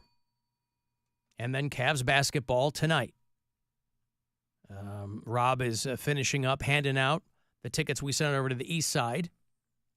And do I need to tell people again where he is? Probably. Okay, he is at the Menor Ice Arena. I don't know if anybody actually got it from the clues, but that's where he is now. And then when that's all taken care of, he's going to jet over to the west side. And I will have 3 more clues for you before the end of the show, if you can get to Game 4 tonight. The Bill's going to be there. Yep. He's going to be up in Scream Town. He's going to be up there it's called Loudville, but I'm not going to be up there. Oh, you're not. Are you back in the executive lounge? I am not. I'm. Are you somewhere fancy? No, nothing fancy. Just some better seats. Better than Loudville. Better than Loudville. Wow. Just our friend Cheryl. I thought the point of going to these games was to be like among the people Well, there's people cheer all the way through. You refer to them as the real fans in Loudville. Now all of a sudden I thought the game was perfectly awesome to see from the rafters. It's fine, but if you can get better, any real fan would want better seats. Interesting. Yeah. I thought if you're a real fan, it doesn't matter where you sit. It doesn't as long as you're there, but if you get an upgrade, you get a better seat, then why not move I think you should forward? prove that you are a real fan and give your tickets to someone else and sit in the rafters like you said. But you I don't like to have do. any. I don't have any tickets up there. Switch Switch? is what I'm saying. Find someone whose back's against the wall. Well, and he switch with is. them. Well, but he But is. I'm also taking Grandma. He is Squire and Grandma tonight. So. Let someone else sit with Grandma. Huh? Who switches just one of the Grandma tickets. does not want to sit with. Why is she going to want to sit with a stranger? I'm just saying. Bill's being a little hypocritical right now. Ooh, Listen, it's not that bad to coming sit from up the against master the of wall. hypocrisy. I'm not the master of hypocrisy. I've never said Bill, anything she's the mistress of hypocrisy, all right? I've literally never said anything hypocritical in my entire life. Well, then you're not a human being, Mary. We are all hypocrites to some degree. And that's okay.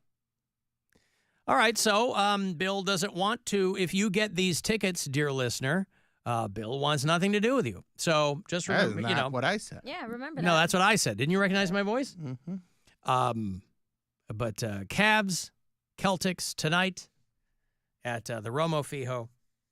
Hopefully they will have better luck than they did on Saturday. I think everybody assumed that once they got back home, it would be easy street. But they're slightly hobbled as a team. And I heard Sainsbury talking about those Guardians The New City Jerseys, Connect yeah. uniforms or whatever. I like them. But they have Chief Wahoo on them, No, they don't. on the sleeve. No, they don't. What was I looking at? Probably some Photoshop. Was it a Photoshop? Yeah, they don't have Chief Wahoo on. Well, that's why I was so surprised. I saw somebody post a photo, and it had Chief Wahoo on the sleeve. And I was like, I don't understand the point of this. So, okay, well, then that clears that up. Where's the one that you saw? Everything's fake. Everything's fake. We don't know what's real anymore. It's got the marathon logo on one sleeve, and then it's got, but they're not going to put Chief Wahoo on stuff. I didn't think so. Here, I'll show you the picture. This is what I saw. Yeah, it looks like it's on the sleeve. But I thought that was really, really weird. And people were just lapping it up, boy. Yeah, that looks Photoshop. Okay. I mean, it must be, because I'm like, that would completely, Where was that posted at? Reflog. Yeah, I think. Oh well, Isn't he like a he makes not jokes. a scam account? Yeah, Yeah. he's like a silly account. Yeah, but I didn't think he was. Okay. Guys, you can't believe everything you see on the internet. Bill is finding out that the hammock video is fake. You're finding out that they don't actually put Chief Wahoo Well, no, on it. I assume that any video of somebody doing something goofy now is fake. Unless it's a video of Steve Buscemi getting punched in the face. That's a bummer, right? Well, it's wild because these people don't know who. Remember this happened to Rick Moranis? Mm-hmm. Rick Moranis gets a haymaker to the chops outside some liquor store 3 or 4 years ago. Guy didn't know who he was. Guy wasn't on the warpath for Steve Buscemi. He's walking around Kips Bay. Didn't you just mention that? Weren't you going to be over there, Mary? No, I that thought came up somehow. Yeah, didn't we talk about mentioned but it. I don't remember why. I don't either. But, yeah, Steve Buscemi's just walking around New York, and a dude who they got on camera, big guy, is just, he had already, assaulted a guy in a convenience store, and then he's back on the street, and Steve Buscemi's walking around with a friend or whatever. The guy just hauls off and clocks him. He's been seen since. He's walking around with, sunglasses and a black eye. But, yeah, it's just weird. It's wild. So, it's not just women getting punched in the face. Wow. Ladies. Steve Buscemi, too. Yeah, women and Steve Buscemi. But it's like, think of the people you would want to be punched in the face. It's not, and Steve again, Buscemi, these are random, but it's like just, you wouldn't want Steve Buscemi and Rick Moranis, for Christ's sake, getting sweet, laid sweet out. men. Yeah. Michael Stuhlbarg, if people know that actor, he got assaulted. Bethany Frankel, for people who know isn't she one of the housewives? Yeah. She had a show called Bethany. She got hit. So, yeah, Steve Buscemi, he got a big black eye, and, they say he's okay. Took him to the hospital. Like broad daylight. So these aren't targeted attacks. It's just walking around. Random guy. Noon on Wednesday. Yoink. Random acts of violence. You know what I prefer? And I wish somebody would take me up on this. Random acts of kindness. Hey, there's an idea. Let's see what we can do something about that. The assailant ran off and is still being sought, they say. But, if you saw the screen grab of the camera, big dude, big tall guy, gray beard,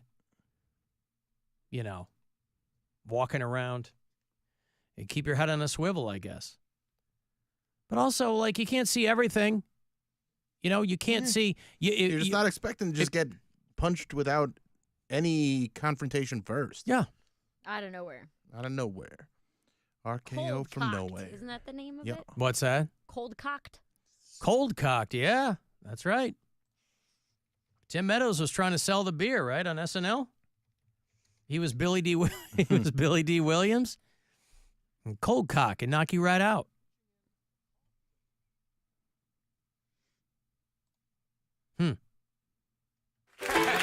When I entertain at home, occasionally my friends and I like to discuss just what is the best malt liquor. I say bull. I say cobra. And I say it's all just talk, unless it's the one they call cold cock. Cold cock. There's only one more liquor that'll get your head humming. Cold cock's the one you'll never see coming.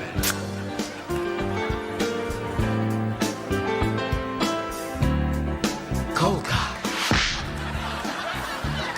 Proper. Wow, that is a late 90s bit. Proper. But the arm comes right off the can and punches you in the face. Could that be what happened? I guess not, because they got the guy on camera. But I think there was a hot second where people were like, was Steve Buscemi drinking cold cock? Is this what happened? Well, it turns out, it's graduation season across these United States, and what could be more fun than that? Except for the woman who jumped off at OSU. Of course, that's not fun at all. But between the AI commencement speaker at a college that freaked people out and the lady who got replaced mid-ceremony because she was absolutely slaughtering the graduates' names. I'll show you those. And Batman was right about Jerry Seinfeld, as it turns out. You either die a hero or you live long enough to become the villain. It was only a matter of time before the most non-controversial guy in showbiz somehow got controversial because the kids, they didn't know who Jerry Seinfeld was. But between him doing all this press for this Netflix movie and him being very outspoken in his support for Israel, he was asked to give the commencement address at Duke. I think 2 of his kids go to Duke. And they said that people were walking off. Now, you have a huge group of people, and they zeroed in on some people that were splitting because he's very vocal in his support for Israel. He's a Jewish man. He was doing that during the commencement speech? Yeah. Comedian Jerry Seinfeld today taking the stage at Duke University, where he was scheduled to deliver the commencement address and receive an honorary degree. Soon after he was introduced, students walked out, some waving Palestinian flags. Losing chants erupted. It comes after weeks of protests at colleges nationwide against the Israel-Hamas war. Seinfeld later delivering his speech. Again, a lot of you are thinking, I can't believe they invited this guy. Too late.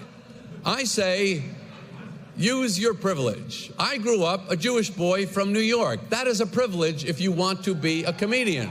The sitcom creator taking to Instagram after the Hamas attack on Israel October 7th, stating in part, I will always stand with Israel and the Jewish people, later visiting Tel Aviv. The university saying in part, we respect the right of everyone at Duke to express their views peacefully. It's the latest in a series of weekend interruptions at graduations across the country. At UC Berkeley, the student body president's speech was interrupted by chants. This wouldn't be Berkeley without a protest, so I get it. In Wisconsin. I mean, I love it, but people just, you want to be a spectacle. And when are you going to get, as a student, when are you going to get a bigger crowd and not get your head caved in than at convocation? It's the perfect place to make yourself a spectacle, is at graduation. Because it's not like they're going to swoop in and start beating you about the head, neck, and chest. They're going to let you do your thing. But I think it's funny because they're like, there's no indication that those people were leaving because of Jerry Seinfeld. But obviously, it should shock no one. Jerry Seinfeld is openly Jewish and openly supportive of Israel. And he has, since the beginning of this Israeli-Gaza thing, he has, I should say, the beginning of this most recent iteration, he's been very open about that. Duville University. I don't know where this is. It looks like I'll do me and you do you. D''Y''O''U. Duville University. Oh, this is in Buffalo. Buffalo, New York. They had an AI robot speak at the commencement ceremony. You go, let's see. You can really unwittingly wade into some controversial waters based on who your commencement speaker is. I'm sure they figured nobody's going to be upset with Jerry Seinfeld. People can't decide if the guy has zero edge or if he's the personification of everything that's wrong in the Middle East. People can't seem to make up their minds. Well, I think when it comes to his comedy, they say he's got no edge, and then they don't like his stance on Israel. I think it's pretty simple. So he does have an edge. Does that make him, but not as a comic? Well, kids don't know his comedy. Right, but they're not College kids don't know his comedy. I don't think that makes you have an edge. I think that makes you just unlikable to a group that has an opposing view. Yeah. I don't think that's edge. Love it. You don't think so? No. He has an edge they don't like. But No, he's got an it's not an edge. Yeah, it's an opinion. Yeah. It's only edgy because they don't agree with it. Right. Well, that also goes to show you how broad the spectrum of edgy has gotten, too. I think having an edge is like when you believe firmly something that nobody believes. Oh, that nobody believes. Or That's what makes it different. Yeah.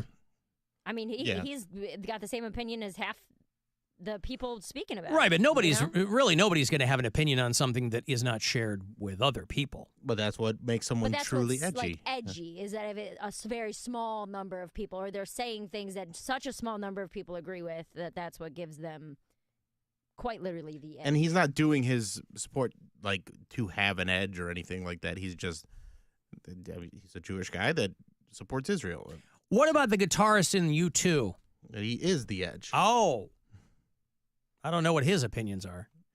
His opinions are he's going to jam. Yeah, he's got a couple of chords under his belt, and he's going to use both of them. Duville University in Buffalo put an AI one of those goofy, creepy dolls.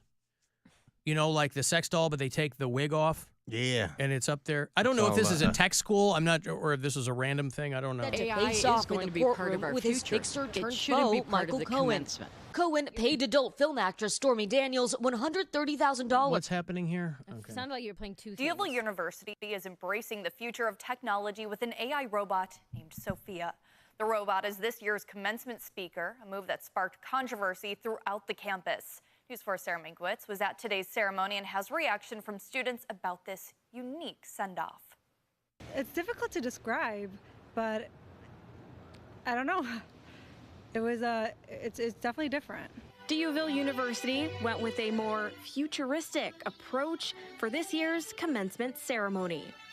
Before the graduating class of 2024 embarked on their new journey, they received words of wisdom from Sophia, an AI-powered robot. It's definitely a way of the future. It was kind of a shock at first, to be honest. They put her in like a Duville sweatshirt and the whole bit. Ex machina cum laude. Yeah. And the teachers are mad, and you can understand why. Like, we're trying to get a contract over here, homie. How much did the AI robot cost you? Honest, To tell kids to reach for their dreams, like I did, the robot. See how it goes. It's kind of interesting. I know. Definitely the first time I've ever seen a robot in person. So we want a more personable, like commencement speech and everything like that. So we'll see if it is more personal. Our cameras were not allowed to film the robot or any other part of this commencement ceremony. The university did provide their own footage from the event. You know, they didn't want to. They didn't want the media filming it in case she jumped out and murdered everyone. Probably. Or said something racist or something. Didn't want a bloodbath on their hands. Yeah.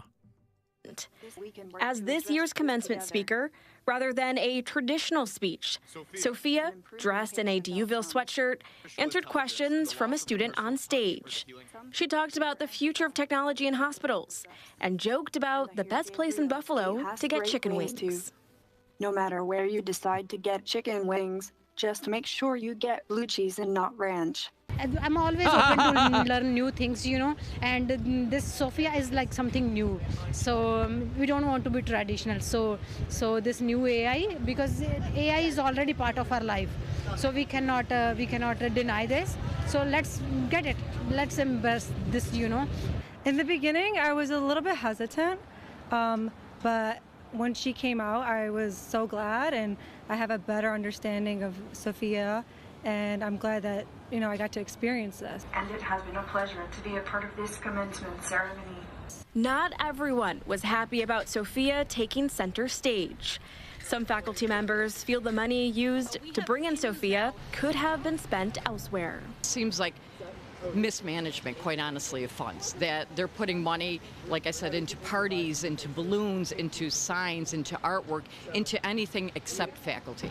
Yeah, if you're a teacher, you're like, hey, how much did this dumb robot cost for the commencement address? We're trying to get a contract over here. They're not paying the teachers. The teachers union there at Duville University has been trying to get a contract for 3 years. That was one of their chemistry professors.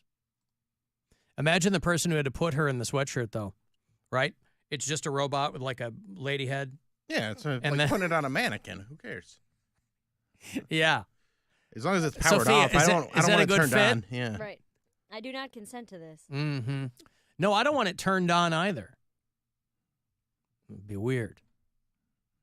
So the kids, they're moving out into the world and the workplace, faced with hurdles and obstacles of their... and of course, since people are asking in the text, I just want to reiterate, I am a 100%, much like Jerry Seinfeld, against genocide, Bill.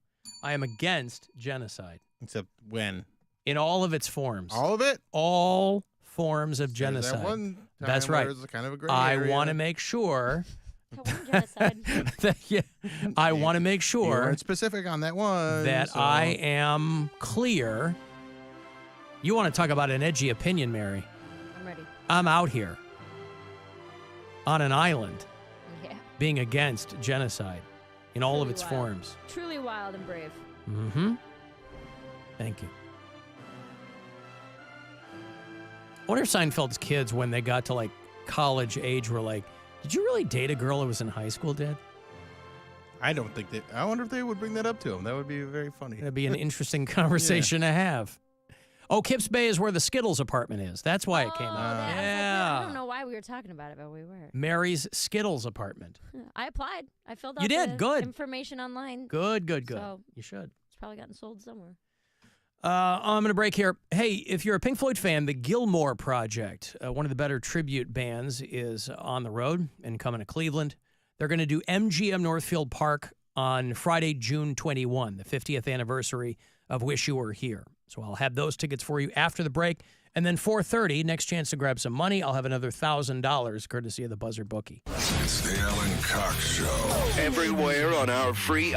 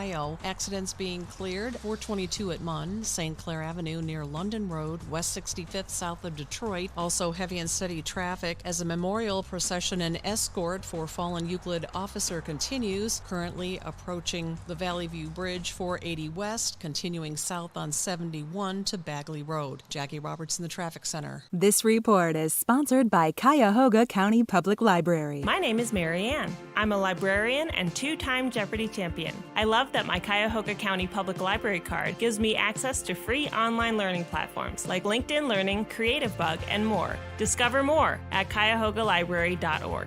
The free iHeartRadio app has over 100 commercial-free stations waiting for you to explore right now, like Alt 2K.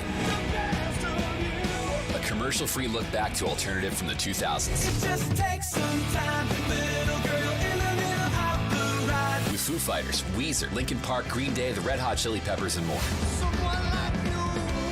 Just open the free iHeartRadio app, search Alt 2K, and listen now. iHeartRadio, free never sounded so good. iHeartRadio. Time to get stuff away. Get stuff away. All right, if you're a Pink Floyd fan, you're not going to see them, but the Gilmore Project is on the road. They're performing the 50th anniversary of Wish You Were Here, and they're coming to Cleveland next month, Friday, June 21, out at MGM Northfield Park. Ticketmaster.com has any and all details you need on the show, but I will have these tickets for you about this time all week. The Gilmore Project, want to go see them, be caller 10 out at MGM Northfield Park.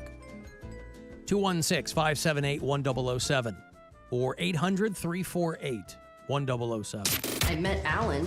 Did you? I gave him marijuana. Oh, great. The Alan Cox Show on 100.7 WMMS.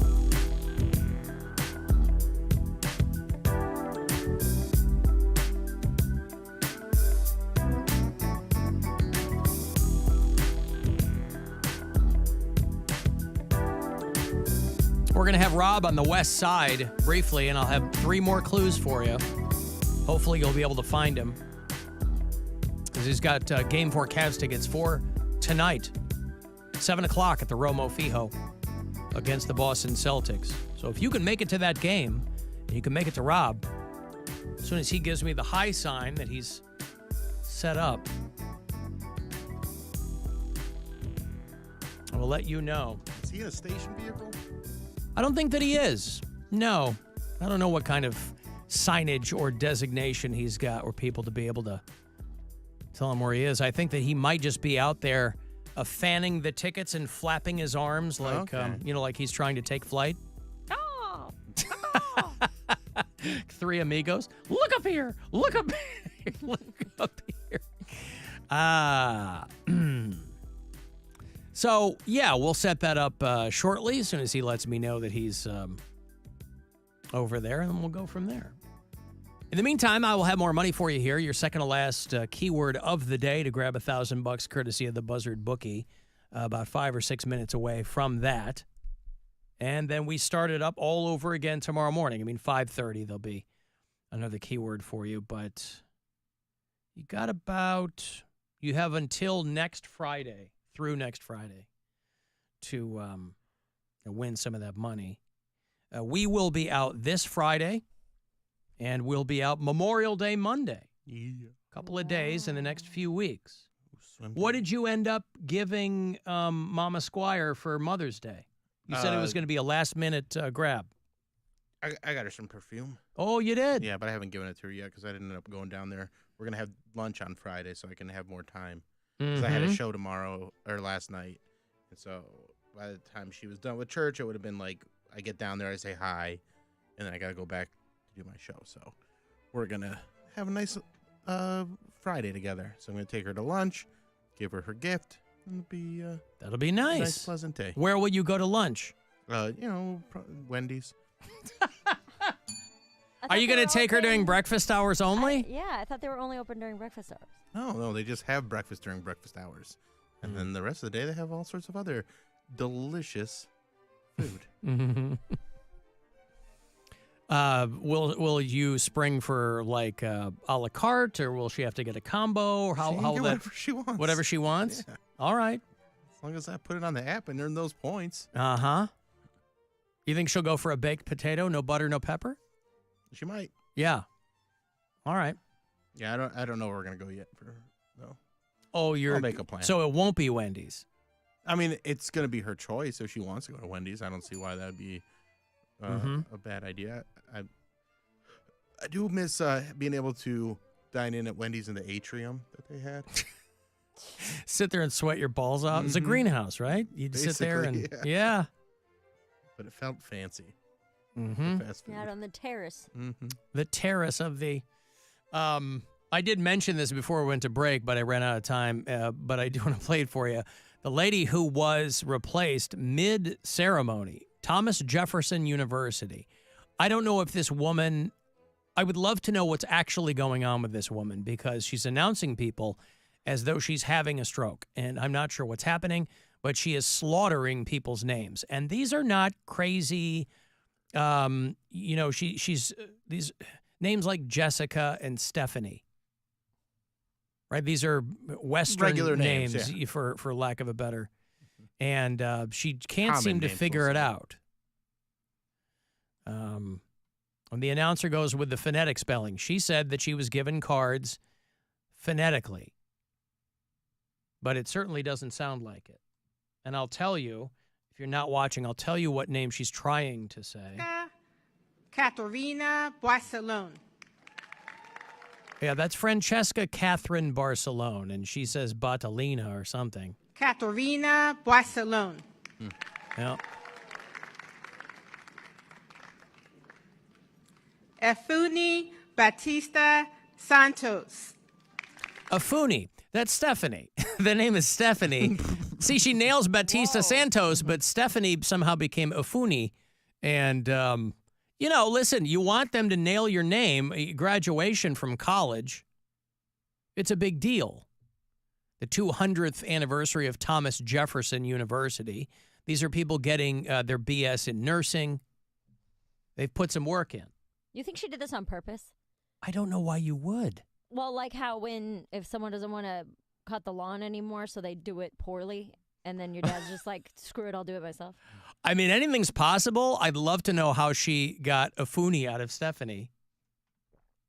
Batista Santos.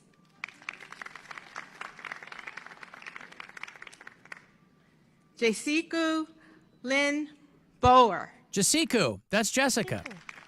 Jessica Lynn Bauer is Jessica Lynn Bower. Yeah. Aaliyah Benamon. Yeah. Alisuna Cole Bishop. Alisuna. Allison Nicole. I don't know. I don't know where the lady's from. I don't know how she grabbed the short straw on Who this. is she? I don't know. Alisuna Cole Bishop. No, I mean, like, who is she to the, like, what's her role in the college? I don't know. But the university put out a formal apology that this woman had slaughtered the students' names in such a way. This was the School of Nursing at Thomas Jefferson College. Sarah Virginia Brennan's name was Sayer Uvun Gigu Brinon.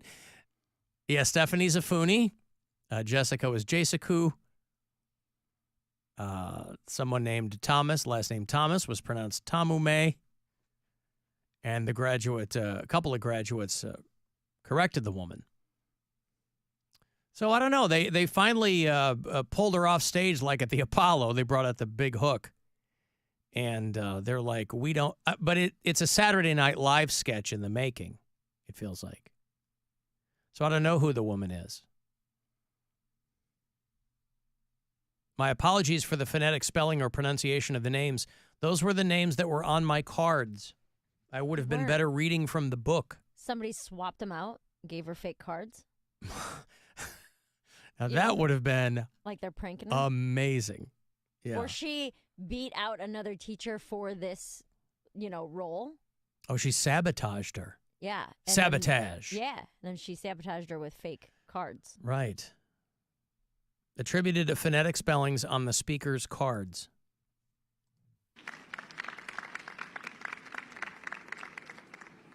Amin Joseph Dunn Black.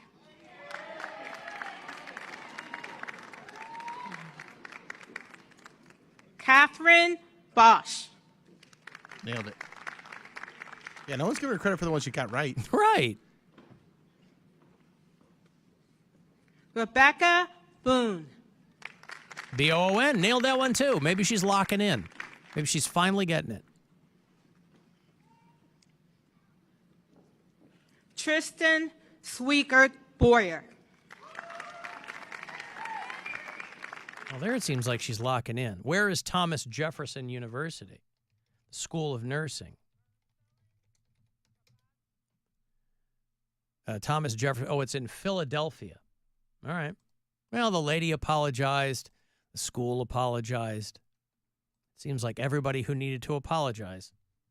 But this is one of those things, too, where, you know,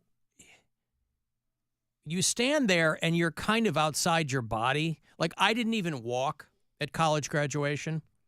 So the last graduation I walked at was my high school graduation. And it's alphabetical in high school, and these seem to be alphabetical too. I don't know if they always do that, probably, but sometimes they'll do it by school or whatever. Sometimes by honors. Yes. And so if you're kind of not paying attention, and she goes, Afuni, I mean, you know you're next in line, but you're like, well, I'm not Afuni. I don't know who that is. My name is Stephanie Thomas. I'm not Afuni Tamume. Who is that? So, but they got a lot of clicks. So that's something. Yeah. And if you were part of that graduating class, you know, you worked that into a funny little anecdote when you're trying to get your first gig. This is a nursing school in Philly. You know, and you're sitting down, maybe a prestigious hospital, trying to get a gig, and they're looking at your CV, and they're like, Stephanie Thomas. She goes, you may know me as Ufuni Tamume from Thomas Jefferson University. And they go, right. And then they have a larf, and they hire her. Or him. Let me give you this money here. It's $1,000, courtesy of the Buzzard Bookie. Second to last chance to win today. So I hope you do. Good luck. This is your chance to bet with the Buzzard Bookie and win $1,000 now. Enter this nationwide keyword at WMMS.com. Grand. That's grand. Enter it now at WMMS.com. Does this smell like food? Do you smell that? Yeah, I smell that. You smell that there. I don't really smell it, no. Man, it smells like... What kind of food? Does it smell like toast? No, it smells like Somebody almonds. having a little strokey? No, it smells like... like a up dog? Hot meat or something. What's up, dog? Oh, got him! What's up with you? Ah, damn! No, it's got a whiff of something. Not burnt toast? Not burnt toast. Is that a sign you're having a stroke? Yeah. Burnt toast. Wonder why. What if you're having a stroke in a home where someone has just burned toast? Well, you're really losing. Unlucky. Well, then you got to go by that acronym. You got to go by the FAST, right? But if you're just counting on the smell of burnt toast, boy, that would be bad timing. They and tell you're you also listening. So there's burnt toast in the house. You're smelling burnt toast that is just happening to the stroke in your brain. Yeah. And you're listening to Toast by Haywood Banks. And you're watching Toast of London with Matt Berry. Yeah. Can you hear me, Clem Fandango? Hello, Clem Fandango. Yeah, he just called me the other day. Wanted to know if I could hear him. Alan, this is Clem Fandango. Can you hear me? Yes, I can hear you, Clem Fandango.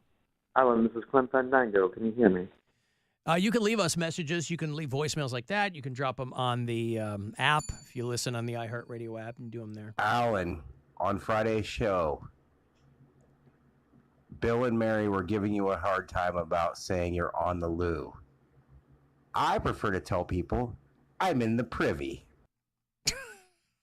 All right, I'm not on the loo. I'm in the loo. Yeah, you guys were making fun of me for saying loo. Mm-hmm. And that guy's I I'm mean, in it tracks. the It's on. privy.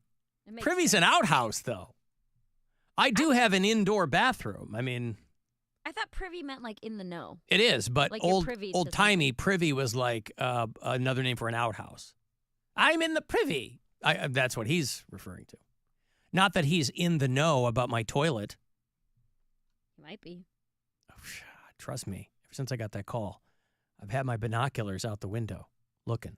Loo just comes from, Loo is, it's just British for toilet. But I think that it's, You find cheeky. it cheeky. Yeah, I yes, think so. Which is also British for annoying. Yeah, I heard that. Well, Lou it's a Brit term, but it comes from the French. And what's the matter with Neither of that? those. Huh? You're neither of You're in those. America. Yeah, but Call it a crapper. like I call it crapper. Like we have code at our house, right? If I tell Gwen I got to go to the loo, she knows it's number 1. If I say I got to hit the head, she goes to number 2. I thought hit the head meant pee. And it doesn't for me. You're messing everything up. No, I'm not. How does hit the head mean pee? I Just thought means you got to that's go to what the that bathroom. meant. Like I have to go jiggle the head around and let pee come out of it. Jiggle the head around? Like- No, You the think head. That's how it works. That it doesn't. You don't pee unless you jiggle it. Head. Don't you have to jiggle it to get the pee off of it? At the end, you give a what I little shake, mean. shake. You don't start that way. You have pee everywhere. That's what I thought it was. No, it's a nautical term. You talk to people who are in the Navy, they probably say that. Okay, but you're in none of these things. But You're it not doesn't mean I learning- don't know you're what not a words nautical are term. and what they mean. What's the matter? My dad was in the military, so I'm sure I picked things up from Stolen him. valor, just like I got with that coin. The toilets are at the head of the boat. So you go, I got to hit the head. I got to go to the toilets at the prow. But that's the code. Hit the head means I got to go squeeze a heater. And so I'm not to be disturbed. But, give me a second or I'm going to have a pish or something. That's what's up. No, it's not it's not shaking the head. I don't know what it is. I got to hit. Well, under that definition, what would hit the head mean? Like you flick it. Like you hit the Flick head, it. and then it stops Are people, leaking. do you know how guys go to you have a boyfriend? I don't watch Now, him I know pee. that, well, this is the Maybe you problem. should, This because is the you don't know what's going problem. on. You get Yes. mad, and every guy I don't know what a pep smear is, and you don't even know how we flick our First of penises. all, You just think said we're pap flicking schmear. the head? Pap schmear? Are we gonna go past pap schmear over here? Well, I thought like it was a calling it pep Naked Gun smear. reference. Oh, bagels and locks. No. Must kill pap schmear. Good. Must kill pap schmear. I assumed hit the head meant peeing. I don't know why. No. Because it comes out of the head. No. But That's I what still I don't thought. understand what hit the head would mean. Because that's the only body part that has a head other than your head. So you're going there to drain the head. I don't know. I mean, you've heard guys go, I got to go drain the lizard. I mean, that doesn't make sense either. You don't drain a lizard. But hitting the head, so you think when Brian's in there, No, I'm He's not flicking saying that the that's tip. what they're doing. I'm saying that connected to pee for me because it's the only other body part that had a head. So I don't know what you're doing in there, but something to the head. no, it's a boat, bathroom on a boat. You go, I'm going to go hit the head. Because, Mary, it's not your fault. We live on a boat. All right, there I said live it. on a boat. There I said it. Whose boat? Me and my pet alligator, we live on a boat. So you are draining a lizard. No, it's an I'm not draining any animal. Speak of hitting the Draining head. my energy. Literally hitting the head. This dude in Florida who was on every drug, a 35-year-old guy who was at a music festival, James Anderson, in Ponce de Leon, Florida. This guy was looking for the Fountain of Youth. He attacked a cop at the Soul Fest Music and Arts Festival. You got to have arts in there, too. Mm-hmm. Music and arts. Music, that's not enough. And this guy had everything in his system. And he attacked this cop and chomped on the cop's head to the point where he exposed the guy's skull. Ooh. We were just talking about bath salts, too. Yeah. I don't know if this guy was on bath salts. He was on everything else. He admitted to using LSD, ketamine, mushrooms, ecstasy, and PCP. That night, when this guy parties, he parties at a music festival. He's 6'1", 280 pounds. That is a giant person. And he attacked a male cop from behind and tried to get his gun. And then he chomped down on the cop's head. And they took them both to the hospital, and the suspect was complaining to the nurse that he had hair in his teeth. Well, yeah. I mean, that'll do it. Right. He was complaining that the police were making drug crime arrests at the music festival. So they charged him with a couple of felonies. But imagine that. You get bit down.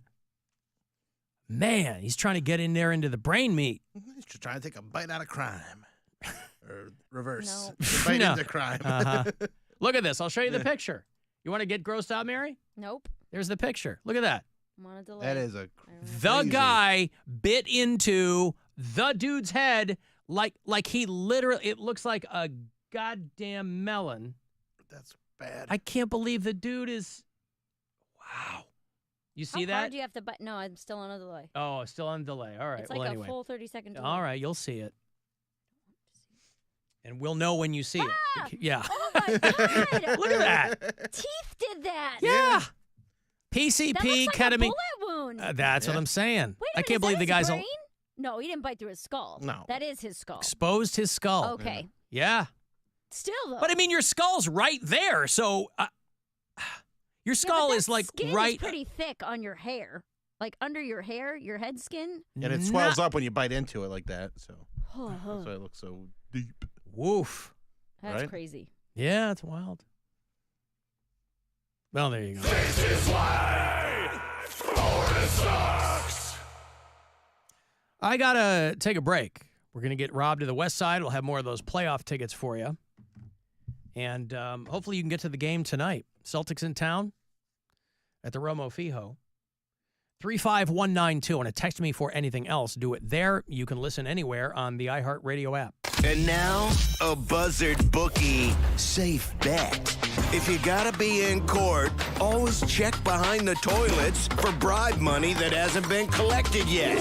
And always be listening for those keywords to win $1,000. Up to 9 chances to play every weekday at 30 past the hour. Take the action from the Buzzard Bookie on 100.7 WMMS. Brought to you by Jersey Mike Subs. Here's my Jersey Mike's radio idea. I'm a ninja warrior. By night, I walk unseen. By day, I'm at Jersey Mike's, where they freshly slice my sub just for me. My blade is called Shadow. Theirs is called Meat Slicer.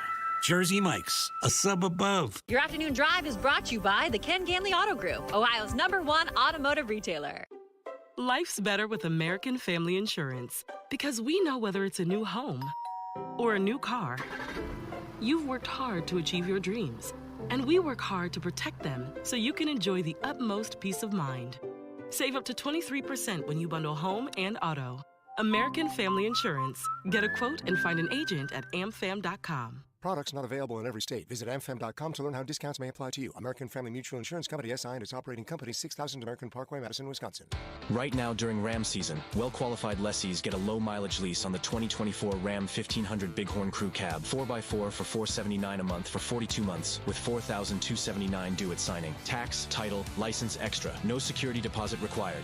Call 1-877-RAM-5722 for details. Requires dealer contribution and lease through Stellantis Financial. Extra charge for miles over 35,000. Not all customers will qualify. Residency restrictions apply. Take delivery by 6/3/2024. I'm going out with the girls this weekend. Nails done, outfit stunner, and my skin? I know it's going to be glowing because I glammed up my shower routine with new Olay Indulgent Moisture Body Wash. It smells so luxurious and moisturizes deep into my skin with its super rich, creamy lather that's bursting with vitamin B3. So my skin glows and my confidence grows. Try new Olay Indulgent Moisture Body Wash for glowing skin in just 14 days. If you're looking for the most epic place on Earth, let's start at the base of a massive waterfall. Then trek through the thick jungle. Then climb to the peak of a snowy mountaintop. Then once you get there, keep going. Because with intelligent 4x4 and 7 drive modes and a Nissan Pathfinder, the search is the real adventure. Available feature. Intelligent 4x4 cannot prevent collisions or provide enhanced traction in all conditions. Always monitor traffic and weather conditions. Sounds really cliche, but I became a pharmacist because I really wanted to help keep people healthy. I'm proud to be a Giant Eagle pharmacist because you do have the opportunity to really care for these patients and keep them healthy. My name is Sheetal Amin, and this is my Giant Eagle Pharmacy. Hey, McKinsey here. You've got questions, and And I've got answers. Where can you sign and drive a new Kia from just $259 lease per month? Ken Ganley.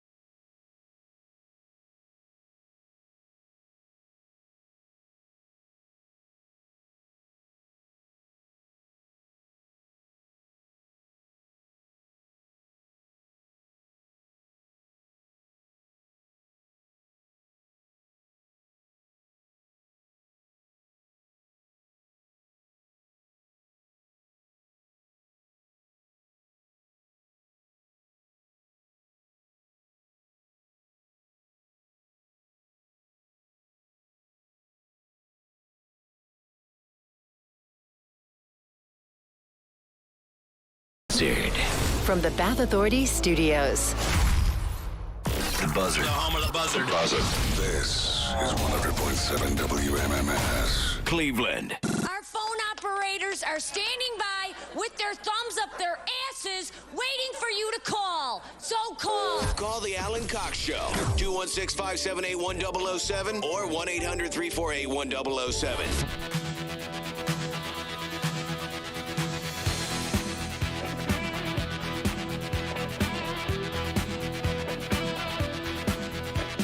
I'm going to have another clue for you here in a minute. Rob's posted up on the west side. We got playoff tickets for tonight at the Romo Fijo. They have, if you're short on time, by the way, just in your life, they have finally, unequivocally, let people know. And I think we've talked about this before. And I think we might be of different minds on this. Whether or not you wash your legs in the shower. I do. Mary does. Yeah. I do. I don't think Bill does. What? I wash my legs. Oh, well, some people are of the mind that you can... Just let the water... No, you have to wash them with soap. Just like any other body part. These guys say no. These doctors, they were talking, and they were let like... the water run down and clean Let them? the water run down. The soap's dripping down your legs. They're like, Well, it's there you okay. They said they're not hot spots on your body, like the armpits or your crotch. And they're like, legs are covered by pants, and that keeps a lot of dirt and grime away. Like, I like the bottom of my feet to... Feet don't fail me now. Feet don't fail me now. I like the bottom of my feet to feel very clean. So I do like an exfoliation, and like, I like that I wash feeling. my legs too, Yeah. but there's a lot of people who think you're crazy if you say I don't that. go They're like, I don't go crazy on them. I'm not like, but you just give them a quick once over. It's, you know, Just gets said the you job done. exfoliate. That's Well, that's the bottom of my feet though. That's different. I pay a But I- lady to do yeah. that. I ain't doing that in the shower. But like it's, like this morning, squat day, right? And I wear like Nike. He loves bragging about the gym almost as much as he loves bragging about his birthday. Well, no, I'm not bragging. I'm saying that like I always bring just a little. It's a humble brag. I was doing squats at the gym today because my birthday's coming up. I wear Nike leggings under my shorts. So like this morning, if it's a leg-ish day, I'll wrap my legs in bacon. Because then when I get home, it's all cooked. nice and crispy. So that's when I will wash my legs. That's gonna be more of a. I get so steamy. hot under there. What's that? That's gonna be more steamy. It's gonna be a wet bacon, not a crispy. Don't tell me how I cook my leg bacon, I'm Bill. telling you, like just the physics of it are, you're not gonna get a crisp on it. Well, tell that to my BLTs because bet no they're wet. one in my house has complained about the crispiness of my BLTs when I get Bacon leg back. Tomato? I'm sorry? Bacon leg tomato?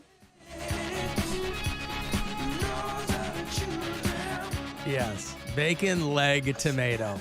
Mary Santora, everybody, if you're in the New York metropolitan area, where will she be performing tonight? Oh, nothing tonight. Wednesday, 2 shows. I'm at the Wednesday, Thursday, Friday, Saturday. The rest of the week, I have everything going on. So, Well, if you happen to be in the tri-state area, go see Mary Santora. Austin, Texas, in 2 weeks. Yep. Cap City. All right. Not at the spaceship. What's that place called? Mothership. Yeah. No, I'm not past there. I don't really know anybody there. All right. Well, So I'll just perform in a mall I instead. believe you'll figure it out. Thank you. So anyway, you just let the soap run down your legs. No. I mean, I'm not gonna. I'm still gonna, because it feels good. You scrub your legs a little bit. But again, like I said, for people who are short on time or are very bad at time management, you could probably save a few seconds doing that. All right, let me give you this clue here, because if you want to get to the Cavs game tonight, Game 4, Cleveland, Ohio, against the Boston Celtics. I got 3 more clues for you. Rob is on the west side with tickets. Your first clue is steps. Oh, I know it. It's not a bacon, leg, and tomato sandwich, Yes, Mary. it is. It's not. I already told you. So, you might have seen the story that has made the rounds again because it was a few years old. I guess it was almost 10 years old. about the dress at the woman's wedding that nobody could figure out what color it was. People were arguing. This is a visual version of Green Needle and what was the other one? It was Brainstorm and Green Needle. People this were was like the first one. Yeah. Was it? Dress, Yeah, this the was before dress that. broke the internet. dress that broke the internet. That's right. In 2015. And it was the bride wasn't wearing it. A guest at their wedding wore it, right? And they really made the rounds on the back of this viral thing. They were doing talk shows. They were doing the Ellen show. This was in Scotland. And the couple that got married, they're not doing well. They are not doing well. The husband has pled guilty to strangling his wife. To death or just in general? No, she's alive. Oh, man. No. Just general strangling? But not for lack of trying. Yeah.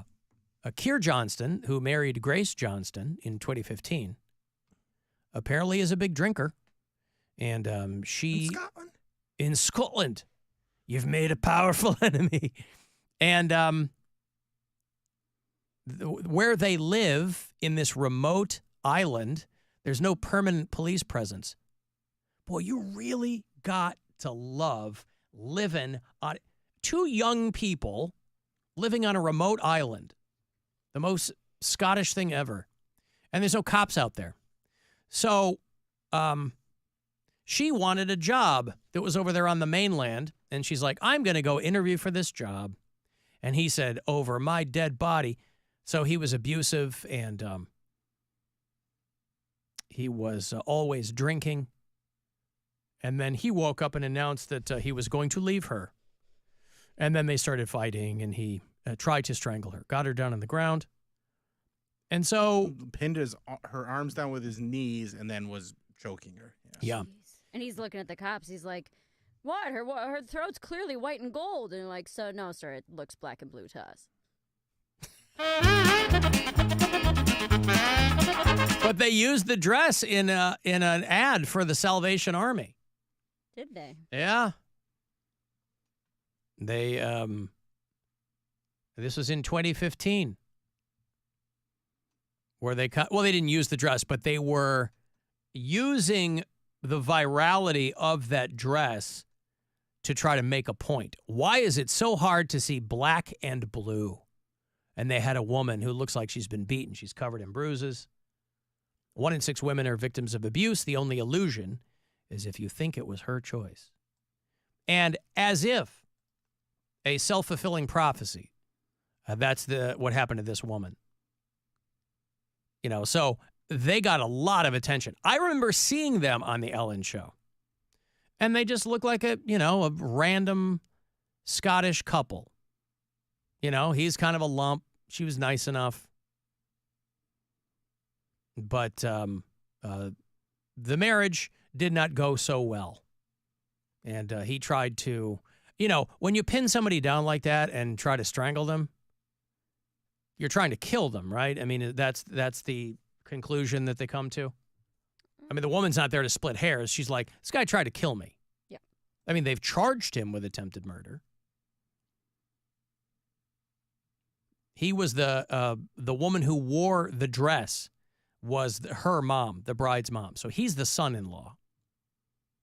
And the wife said that he terrorized her for 11 years. So, boy, it went south fast. They got married in 2015. And he had been, it didn't sound like he was already a good dude. But, I mean, everybody was going back and forth over that dress. Because, we were really bored in 2015. And everybody wanted to weigh in. Did you guys weigh in on what color you thought that dress was? I mean, we talked about it on the show. I've always seen black and blue. Like, I've seen it a few times where it looked gold and white, but most of the time it's always looked black and blue to me. Well, they got, Ellen gave them a honeymoon, and they got like $10,000. It was a whole thing. Ellen, by the way, has announced her final stand-up special. She is leaving the stand-up comedy biz. I was hearing our buddy Bill Maher talk about this too, where he might be done doing stand-up. Your buddy. My buddy Bill Maher. Our buddy. I've never talked to him. Ellen says she'll do one last special for Netflix, and she'll get everything off her chest. It's been 6 years since Relatable, which I never finished. You guys said it was good. I liked it. Yeah, I never finished it. I like her, like, as a comedian. I think she's very clever and funny. I used to like her when she was obviously much younger, but when she was first kind of getting going, and Carson would have her on a lot. And she was, obviously that's before she was out, she had shoulder-length hair. She's just, they would kind of pitch her as a cute girl doing stand-up comedy. A funny lady. Oh. A comedienne. Remember comedienne? Mm-hmm. Comedienne Mary Santora. Ooh. In New York this week. What a ring to it. Mm-hmm. I gotta have a little update on my special.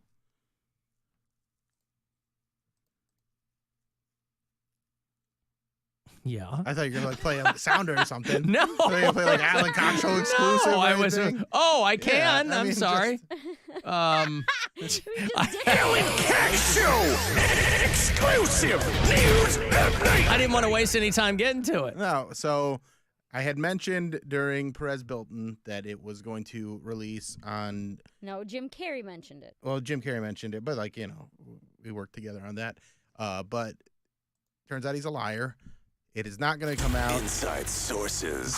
On the 25th of May, like we had scheduled, like we had planned, because a company like a distribution company, reached out to me, and they were talking to me about some of my old specials, and putting them on different platforms. And I said, hey, I got a new special that hasn't been released yet, and so they gave me a guarantee, and they're going to shop it to streamers.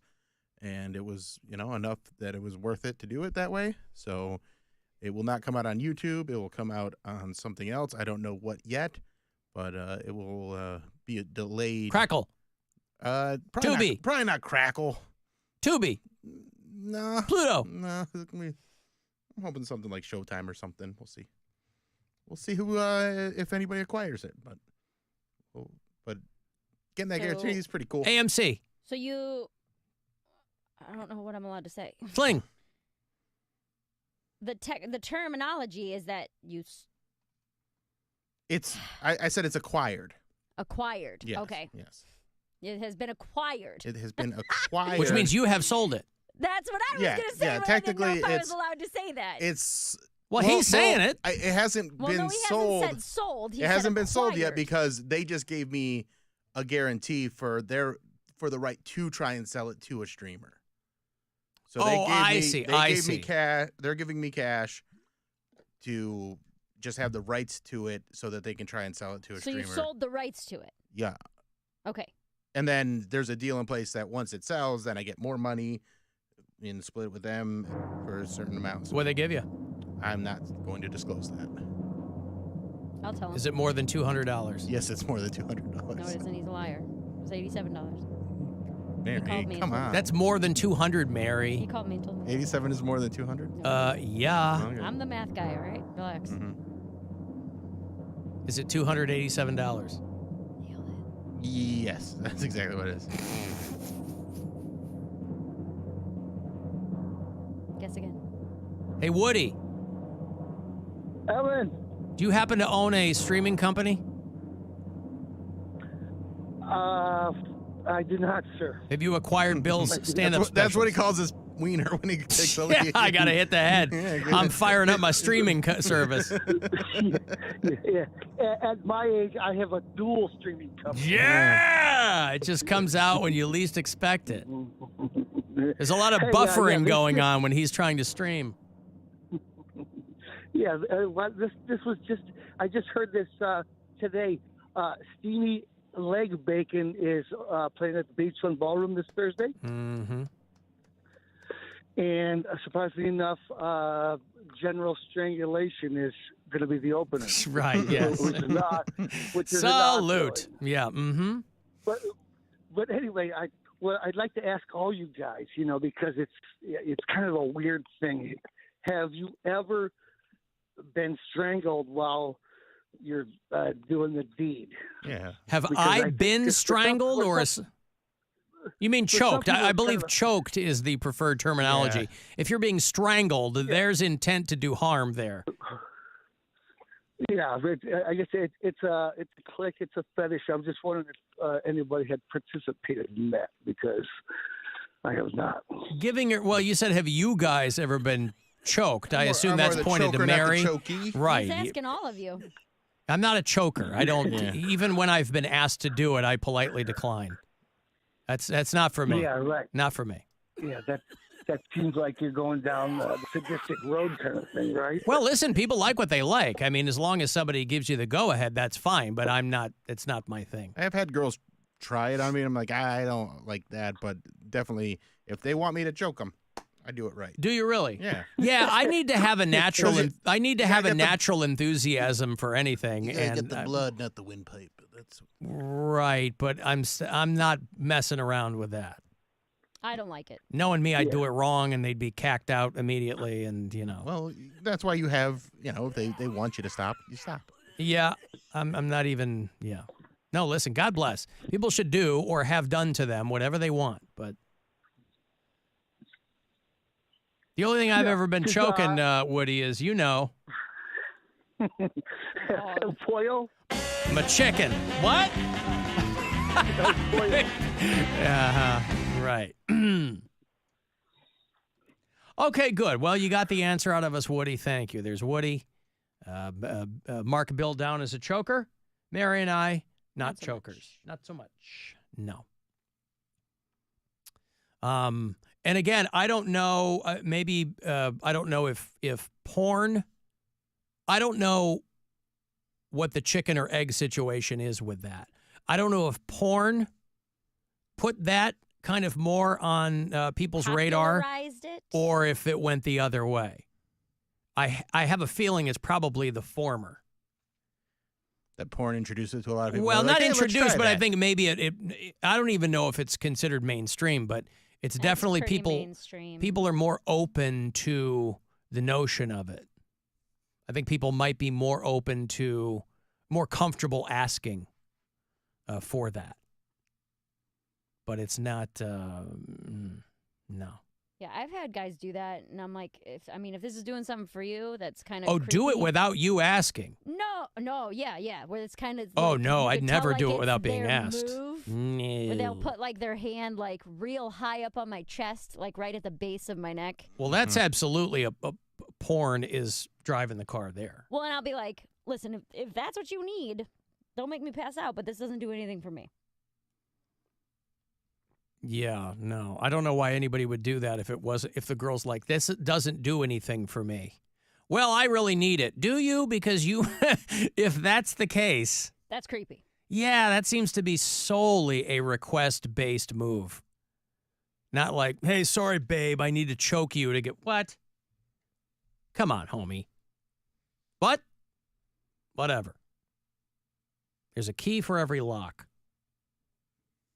I got to take a break here. I want to go see Dane Cook. Dane Cook's going back out on tour. It's called New and Fresh or something. Fresh New Flavor. Dane Cook going to do the Akron Civic Theater in October, right before Halloween.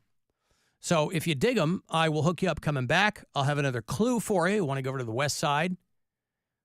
We still have tickets. Rob's got them for tonight's Game 4, Cavs Celtics at the Romo Fijo. Another clue for you. And then 5:30, the very last keyword for you today to grab $1,000 from the Buzzard Bookie. It's the Alan Cox Show. Everywhere on our free iHeartRadio app or whatever smart device you have. Just tell me to play the Alan Cox Show on iHeartRadio. From the Universal Windows Direct Weather Center, WMMS Weather. Tonight, a chance of rain after midnight, low 59. Tomorrow, showers and thunderstorms getting up to 70. More showers and thunderstorms Wednesday, high 68. This report is sponsored by Classic Toyota in Mentor. Visit driveclassictoyota.com. Shop Classic Toyota's tremendous new car inventory in stock. 4Runners, Tacomas, Tundras, and Camrys ready for you to buy today. Classic Toyota. on Tyler Boulevard on the Auto Campus in Mentor or online at driveclassictoyota.com. Don't sweat a swing and a miss thanks to insurance tokens from BetMGM. Add an MLB wager to your bet slip and activate your bet insurance token. If your bet with the token applied doesn't hit, you'll get your stake back in bonus bets up to a specified maximum amount. That's another chance to step up to the plate and bet on the action out there on the diamond. Baseball is America's national pastime, and BetMGM's favorite pastime is making the sport even more amazing for fans. Whether you want to bet on a no-run first inning, try a signature bet, or take a home run prop, BetMGM has a loaded lineup for all 9 innings all season long. Go to your BetMGM account today to claim your bet insurance token and get your stake back in bonus bets if your MLB wager using the token doesn't win. Only at BetMGM, the king of sportsbooks and official sports betting partner of MLB. BetMGM and GameSense remind you to play responsibly. 21 plus and present in Ohio. Subject to eligibility requirements. Rewards are non-withdrawable bonus bets that expire in 7 days. Gambling problem? Call 1-800-GAMBLER in partnership with MGM Northfield Park. You know a spot, but not just a spot, the spot. Actually, with the 2023 Nissan Frontier, you know a bunch of them. But the key to these great spots? Being able to reach them in the first place. Your spot is out there. Find your Frontier in the 2023 Nissan Frontier with standard 310 horsepower, advanced tech, and 281 pound-feet of torque. Thanks for calling Discover. This is Diego. Hi, Diego. It's Jennifer Coolidge. You know, I just want to say your cashback match makes me feel so special. It really inspired me. That's great. Doubling the cash back you've earned at the end of your first year is what we do. Well, I'm doubling everything now. Double dating, double dipping, double feature, double header, double whammy. You know, basically double or nothing. You earn, we match. Discover Cashback Match. See terms at discover.com/creditcard. Kia of Streetsboro. Stop in and see how much you'll save. Kia of Streetsboro. Kia of Streetsboro.com. It's time to hit the road with a brand new Kia from Kia of Streetsboro. We're bringing you the hottest deals of the season. Get behind the wheel of a brand new 2024 Kia Forte LXS for just $249 a month. Sign and drive away with zero do-it signing. That's right, zero, zilch, nada. Enjoy a 36-month lease with 10,000 miles per year. Plus, take advantage of an exclusive 3.9% APR up to 48 months. Or elevate your summer adventures with the 2024 Kia Sportage LX. Just $299 a month. Sign and drive. Again, zero do-it signing for a 36-month lease and 10,000 miles per year. Plus, take advantage of 1.9% financing up to 48 months. Don't wait. Make this summer one to remember at Kia of Streetsboro. KiaofStreetsboro.com, where the thrill begins. Kia of Streetsboro. Kia of Streetsboro.com. These offers are subject to taxes and applicable fees. Residency restrictions apply. Expires 5/31/24. See dealer for additional details.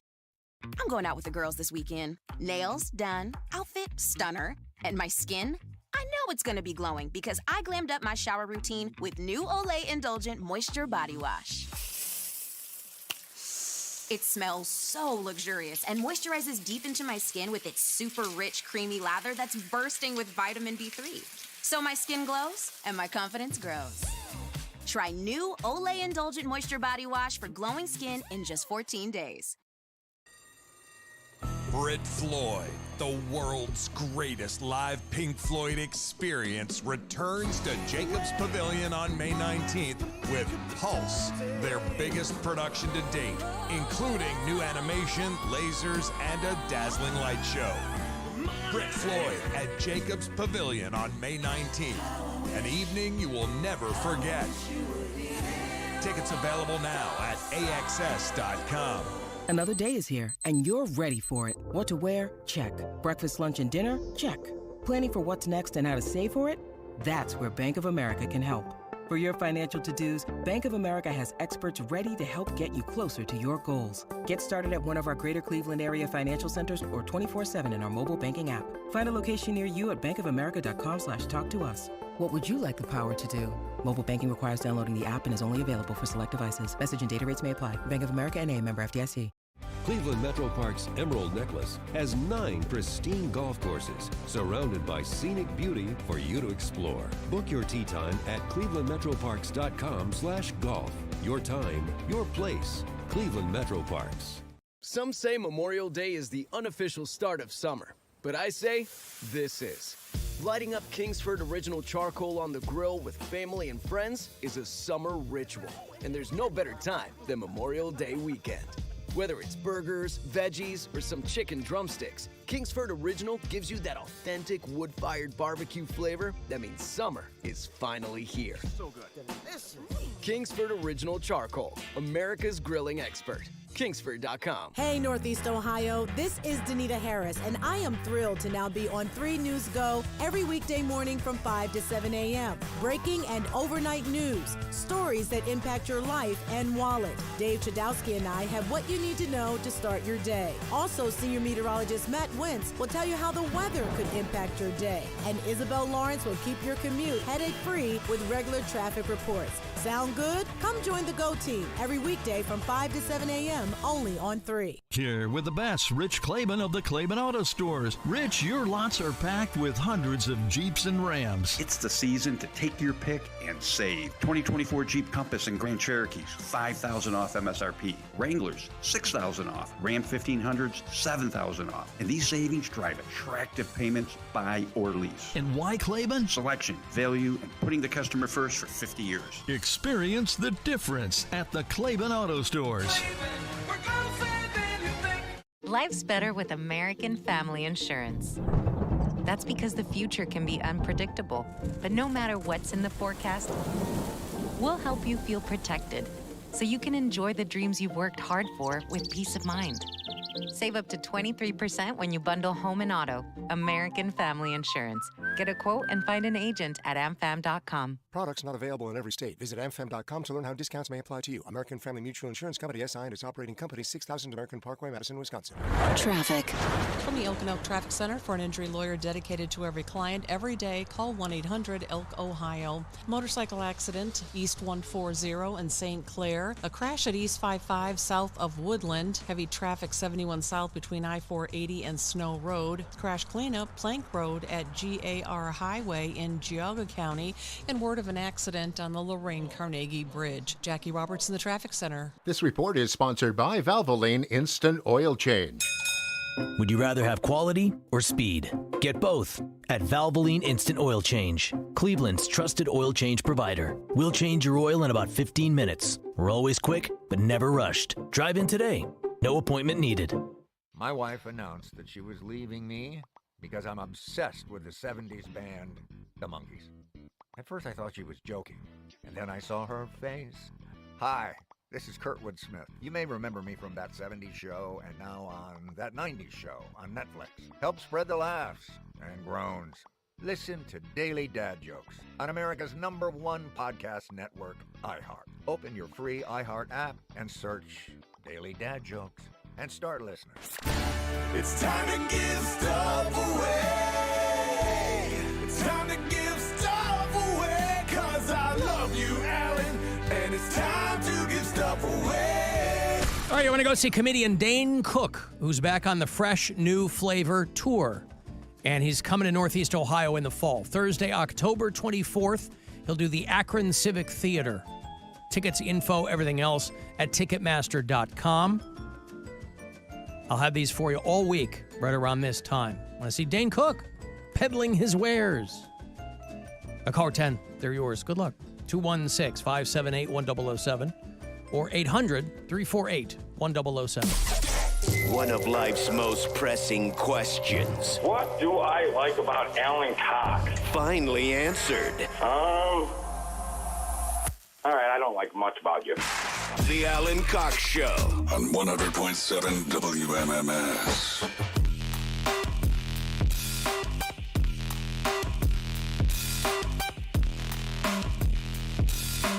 Any chance you get on that Dane Cook show? When is it? October 24, I think. Maybe, I don't know. Yeah, in Akron.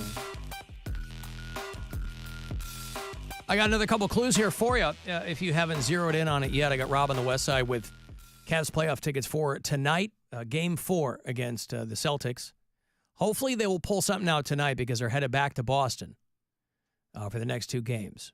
So timing is everything. And your first clue is steps. Your second clue is lake. Hopefully these will be more transparent than the ones I gave you for the east side. But the game is tonight. before they head back to the TD Garden. 7 o'clock is your tip-off. As soon as we get out of here at 6:30, we'll get right into your pregame coverage. Guardians are, well, no, we won't get into it. That'll be on TAM. Guardians will play tonight. Cavs on TAM, Guardians here on the Buzzard. 8:05. Guardians are in Texas to play the Rangers in Arlington. 7:35 is when that pregame will begin. I would have been so pleased to see the Guardians get swept by my White Sox, but they pulled it out. They still won 3 of 4 in that series. White Sox skyrocket to 12-29 so far, thanks to the Cleveland Guardians. I don't know what happened there. I don't know if the Guardians had their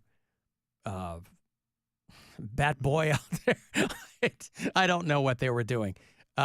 They could not have had their best dudes out there against the White Sox. Rockies go to 12-28. The Florida Marlins are still languishing at 11-31. But we were talking about Blue Jays yesterday. My daughter has a something she got for Christmas that we haven't yet set up. Is she has one of those video bird houses where you can, it's got a camera on the birdhouse. And she was talking about how Blue Jays are called the jerks of the sky because they're so disrespectful to other birds. Blue Jays will eat another bird's eggs in the nest. And I was like, conversely, Canadians are considered so polite. And yet their baseball team bears the name of a bird referred to by many as the jerks of the sky. So, I've always heard what a time to be alive. Canadians also referred to as the jerks of the sky. Canadians. Yes. Oh, what, they're just mean on flights? Yeah. Air Canada, when they're very rude. getting back into Pearson. Yeah. Well, you know what it is? I think if you spend any appreciable amount of time here in the States, you might absorb some of that, you know? And again, Canadians are human beings, so it's not like they're all unequivocally polite, you know? If you spend any amount of time in Canada, you'll meet some real stinkers. You'll meet some you'll meet some real jerks. And you'll meet them on the ground. I bumped into a guy in Toronto and I apologized profusely. And he couldn't have been meaner. Well, Canadian mean. He turned and he looked at me and he huffed. And then he turned back around. And I was like, oh, it's going to be like that, is it? Because I've already apologized. I didn't see you there. I'm sorry. We're at the aquarium. You know, and you can really get turned around. You're surrounded by all manner of aquatic life. And I bumped into someone. And I apologized. And he muttered something under his breath. That's exactly what he did. It's a mutter. Yeah. Yeah. Hello, Mutta. Hello, Fada. Oh, God. That's another song that I introduced my daughter to because it's been used so many times in commercials and things. And she finally asked me, hey, show me that. She's like, what is that song? And I go, it's a song called Hello, Mutta, Hello, Fada, about this guy who is at camp and he's writing letters to his parents how he wants to get out of there. And it turns out that, you know, the big reveal is that it's just because the weather was bad, but then it clears up and he's having a great time. Alan Sherman was the guy who did Hello, Mutta, Hello, Fada. He was for a very brief period of time, he was a big, big deal in comedy. But this novelty song of his blew up in the early 60s. And so I show it to my daughter, and she's transfixed. She can't get enough of Hello, Mutta, Hello, Fada. Because I remember when I was a kid, they used it in a detergent commercial. And so I would always sing the detergent commercial version. You know, swimming's cool here, but this place is not like home. I miss fresh sheets and pillowcases. But because I didn't know the words to the original one. Hello, Mutta, Hello, Fada. Your daughter, Edith, Oh, Fada, here I am at Camp Granada. You guys know this song, yeah? I mean, Bill does, obviously. Entertaining. And they say we'll have some fun if it stops raining. I went hiking with Joe Spivey. He developed poison ivy. You remember Leonard Skinner? He got ptomaine poisoning last night after dinner. Leonard Skinner. But he says Skinner. But a lot of people thought that the band took their name from the Alan Sherman song. But that's not what he said. Alan Sherman's a guy who died young, boy, because his fame waned, just as quickly as it showed up. And so this guy basically, he got lung cancer. He was a heavy guy, so he was taking care of himself, drank a lot. So, the end of his career, living the dream, the guy couldn't get work. So, they have that, retirement home for people in Hollywood, right? Where some people, I forget what it's called, but it's like this, for, celebrities of a certain time whose fortunes took a turn or they didn't have a house anymore, they'd put him in this retirement home. It was just full of old Hollywood stars, and I think Alan Sherman might have died there. God, that's got to be the worst. But he didn't even make it to 50. Huh? That's got to be the worst place. Just a bunch of old people with egos. Oh. Well, but they're all old, too, so I don't know. Yeah, I take your point, but you kind of wonder, if they get dementia. I don't know. Don't you know Probably. who I am? I was the first person to ever be in a cereal commercial. Yeah. You mean who you were? No, who I am. That's what I'd say to them. Who you were, Because yeah. you're not them anymore. Now you're just a patient here. Resident, whatever. Yeah, that You're would not be special. tough. Pay your bills. Tell your grandkids to pay your bills. Yeah, it's the Motion Picture and Television Country House and Hospital, I believe is what it was called. And so there would be all these old Hollywood types that, they would take care of them because they couldn't really afford anything else. But what a way to go. Because you have to think, too, the most famous people of any era are mostly forgotten. Right? Everybody eventually gets forgotten. So, you could have been the biggest star in 1940, and nobody's ever heard of you now. I mean, that's what becomes of everyone in showbiz. That's not what they said in The Sandlot. What'd they say in The Sandlot? Legends never die. Oh, well, they meant sports legends, right? Right? Isn't that heroes live forever, but legends never die, or something like that? Legends live forever, heroes never die. What is it? It's something like Legends that. never die, I believe. Alan, don't forget about Canadian geese. No, they're definitely the jerks of the sky. Do they fly? Yeah, I guess they do, right. They are the jerks of the sky. Oh, that's what it is. Heroes get remembered, but legends never die. Ah.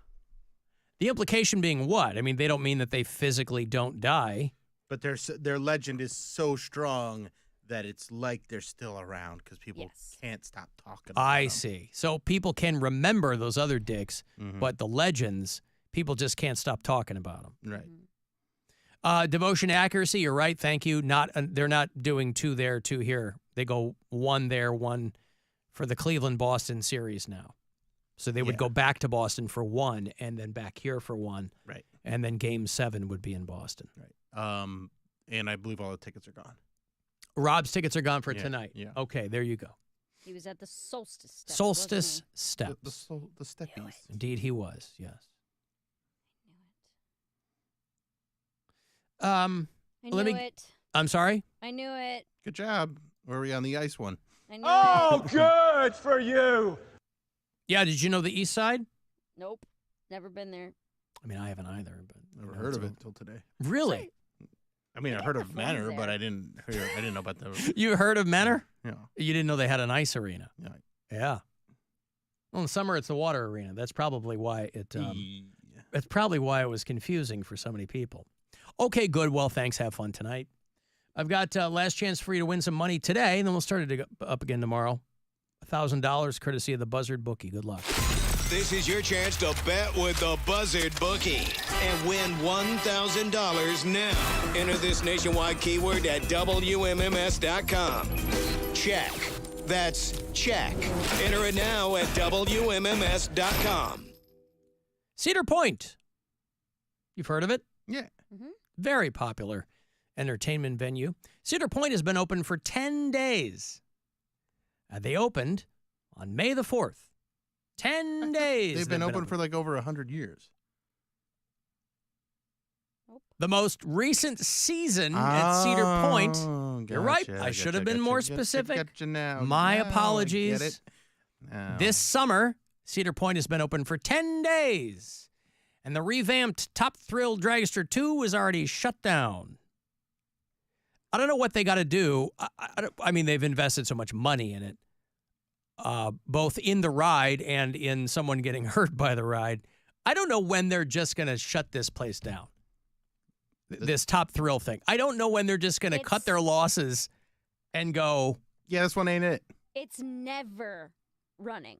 Right. Well, that's what I'm saying. It was a problem. They hyped it up, as they should have. It's a fun ride when it's working. They put Kenny Crumpton on it, and they strapped a bunch of other media dopes to it, and then they run the thing, Top Thrill 2. It had been down for 3 years because that lady got hit in the head by a bolt, and so there were all kinds of litigation going on with that, and they've already shut it down.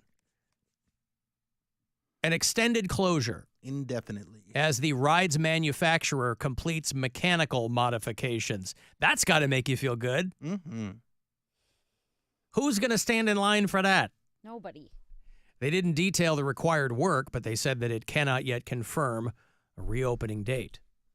And again, it's a fun ride when it's working and when it's not throwing bolts into people's skulls.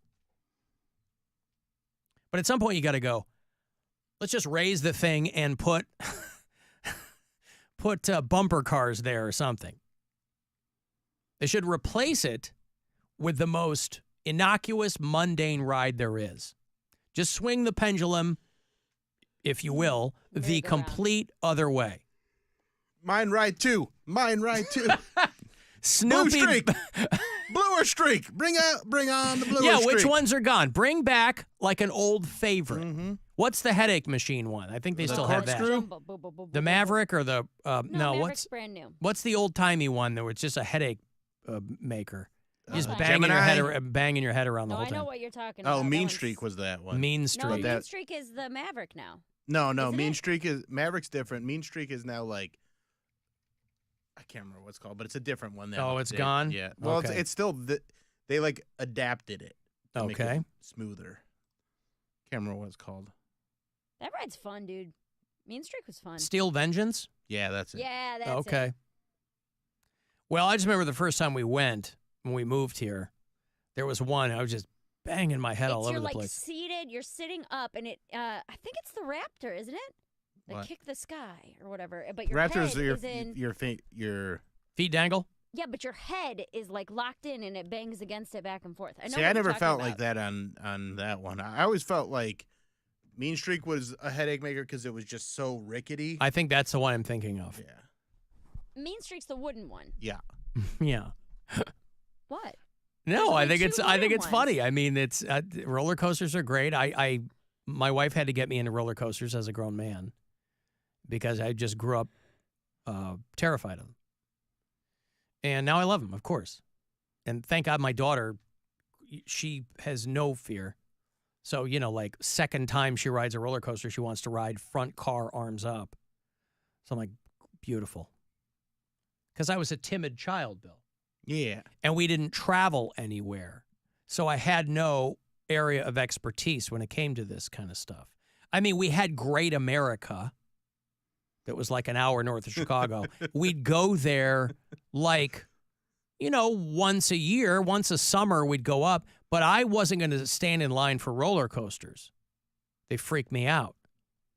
Because all I heard, I didn't grow up in a loud house.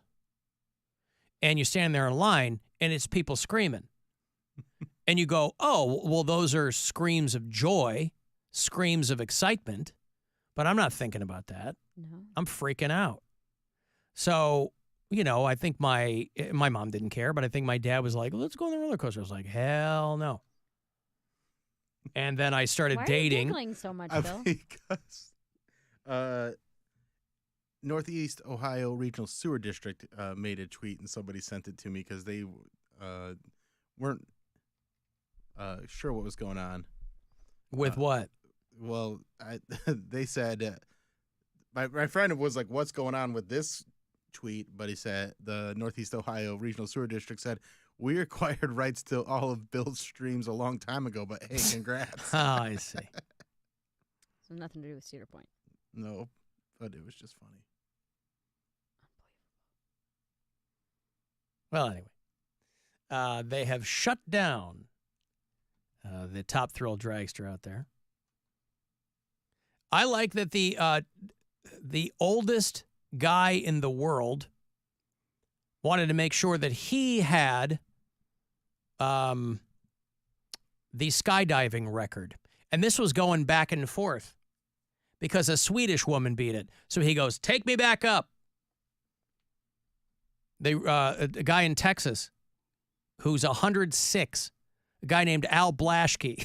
What a great name for a 106-year-old guy. Al Blaschke. Old Al Blaschke. Yeah. He took back the title. He's the world's oldest tandem skydiver. It had been a woman, and we talked about this woman a while back, this woman who, Dorothy Hoffner of Chicago. We talked about her. She was 104 years old, and she made the tandem skydive, and she had the record, but she died 8 days later. And so she was the record holder, but then a woman in Sweden grabbed the record. And I just like the thought of these old-ass people going back and forth, going, I don't want somebody else to have the skydiving record, the old person skydiving record. Al Blaschke turned 107 in January, but he took the jump before that. And he wanted to make sure that he had the record for the oldest person doing tandem skydiving out there.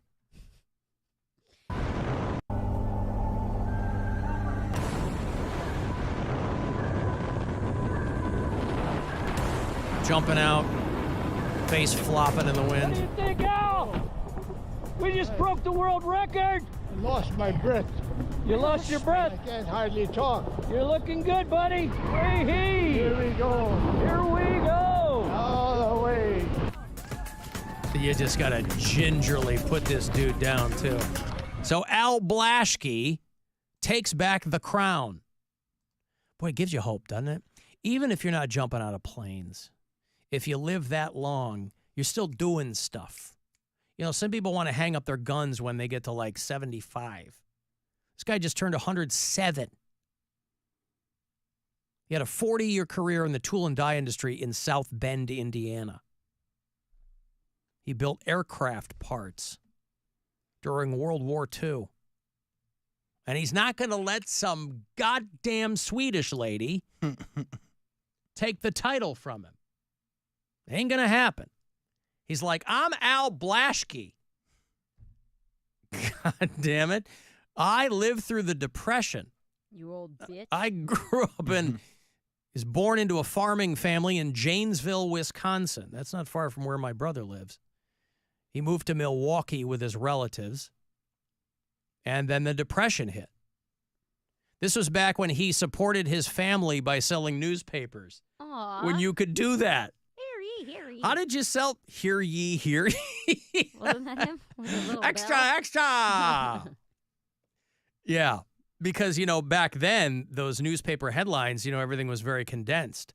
So it'd say things like, Japs attack. Hear ye, hear ye. Yeah, he was letting people know that the British were showing up. So I have to assume that Al Blaschke is probably not much longer for this world, but he's still got the record. His wife died on their 49th anniversary 15 years ago. So she's been gone. And he's like, well, I guess I'll just jump out of planes since my wife's not around anymore. I got to take a break. Congratulations, Al Blasky. I want to send a text, 35192. If you're on hold, I'll get you on the way back. Listen wherever you are on the iHeartRadio app. And now, a Buzzard Bookie safe bet. If you gotta be in court, always check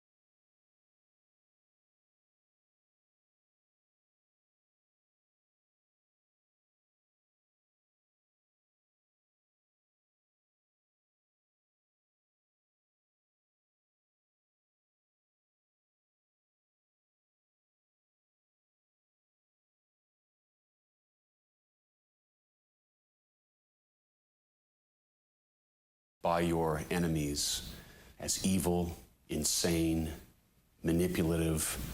Who are you? Call the Alan Cox Show, 216-578-1007 or 1-800-348-1007.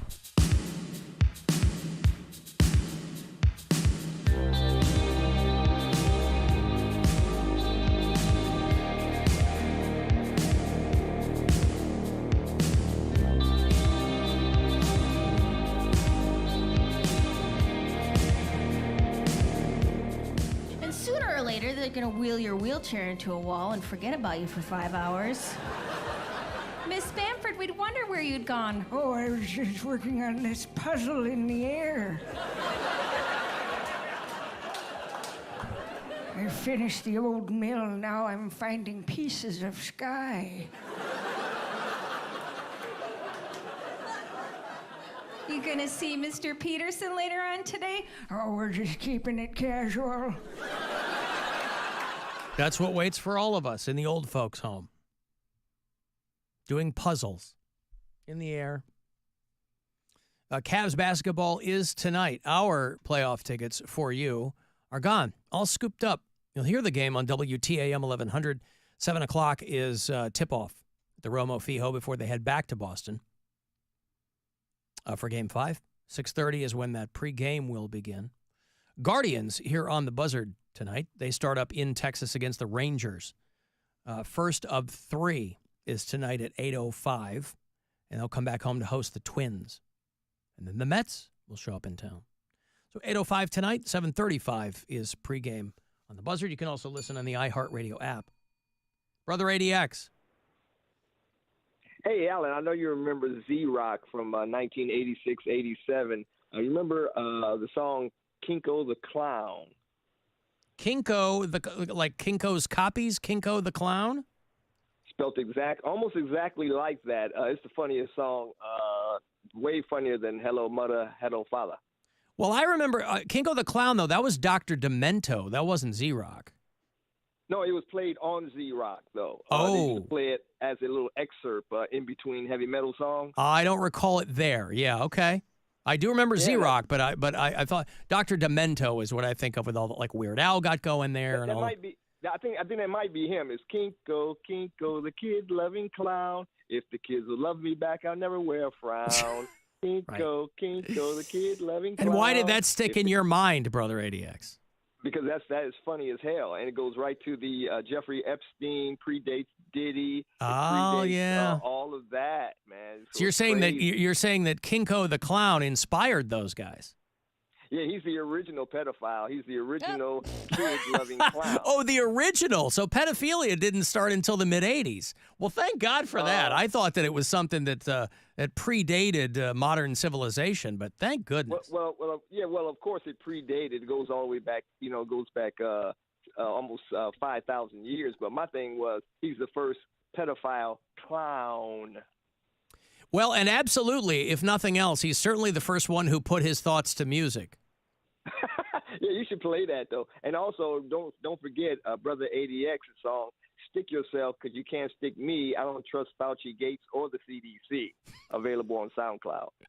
All right, well, good. Well, we'll send everybody there, okay? Awesome. Talk to you later. All right, thank you. There's Brother ADX.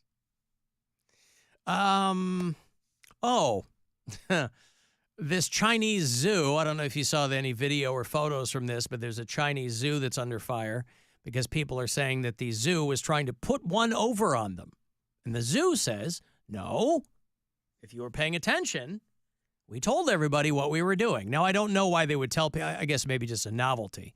But the story was that this Chinese zoo was trying to pass off dogs that they had died as pandas. Did you see any of these photos? I love that. These two chow chows, which are a Chinese breed. I would think that if this is a zoo in China, everybody who's there is going to go, those are dogs. And I think some people probably did. But, of course, the clickbait headlines were that there was outrage over imposter pandas that they were trying to pass off. They may be unbearably adorable, but... Get it? They aren't actually bears at all. The latest exhibit at this zoo in eastern China had visitors doing a double take. Oh, Eastern China. That's such an Eastern China thing to try to pull. I mean, I was going to say it, but. I mean, you go to the north or the west, there's going to be pandas. Even Eastern. the south. Oh, God, yeah. Chalk another one up for Eastern China. These pandas are really chow chow puppies, advertised as panda dogs, and social media can't get enough of them. Look quickly, and there's a resemblance to the rare giant panda. Sort of. But some zoogoers in China aren't happy about what they call a deception. According to Chinese state media, the zoo said it dyed the dogs black and white because they didn't have any pandas. A worker. See, I love that. You know, when people go, why are zoos around the world so laser focused on pandas getting it on? This is why. Because in the instance you don't have enough pandas, you got to resort to this. You got to make panda dogs. And it's not some Frankenstein Dr. Mengele thing. It's them dyeing dogs to look like pandas. A little makeover. Panda dogs. That sounds delicious, actually. They should rename that because panda dogs sounds like something I'd really like to try. Poppy seed bun, sport peppers, dill spear, no ketchup. So it doesn't sound to me like there's outrage. It sounds like they were trying to fill a need. I think people underestimate how zoos really need to change things up to get people to come by. Because you go, oh, cool, they have the panda from wherever. Every zoo's got their hook, right? Oh, we've got the baby giraffe. We've got the hippos in Cincinnati. Cool. But if you don't have pandas at a Chinese zoo, you got to dye your dogs. Simple as that. They call them panda dogs. I think it would have been cooler if they'd put monkeys in panda outfits. You know what I mean? Running around. Yeah. Hey, pandas don't have big, long tails that they can pick things up with. Well, what do you want? You know, I was reading a thing this morning that said that people are starting to freak out around the world because all of a sudden the birth rate is plummeting, right? Human babies not being born. Who cares? We already have too many dumb cabbages on the planet. Yeah, but you need pandas. You need the people. You need babies to become adults so they can, be the workforce. Work in the mill. Yeah. Yeah, of course. Those are the people that are getting upset. The birth rate's next to nothing. And people are out here in these streets. They're like, okay, fine, whatever. If we could afford to have kids, we would, but we can't, so we won't. But baby pandas, you got to dye some dogs. Assisted visitors are not being misled, and that the fuzzy chow chows are accurately described as dogs.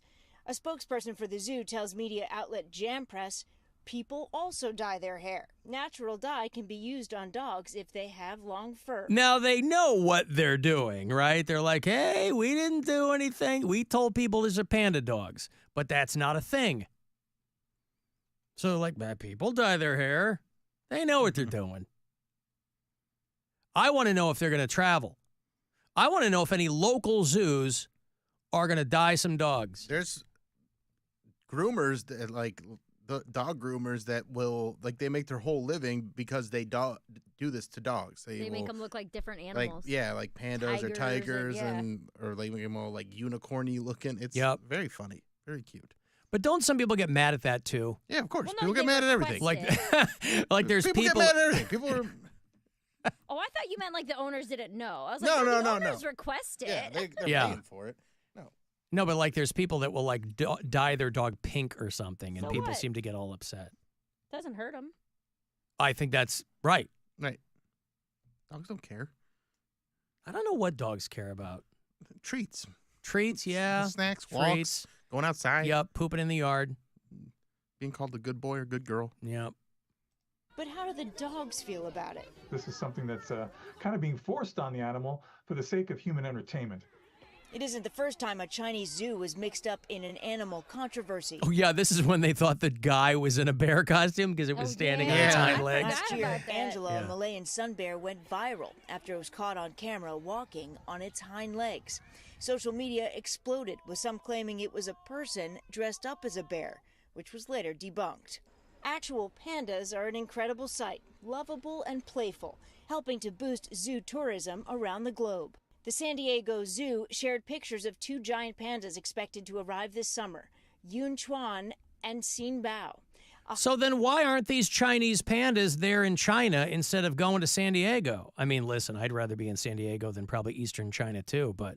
Maybe they don't have the proper care team for them? Like they need specific... That's racist, Mary. No. I mean, like experts. I don't know. Yeah, maybe. Maybe these pandas are going to be taught to surf. Also surfing pandas, yes. You know, the same people who got upset when they wouldn't close down circuses, right? They were like, this is awful to animals.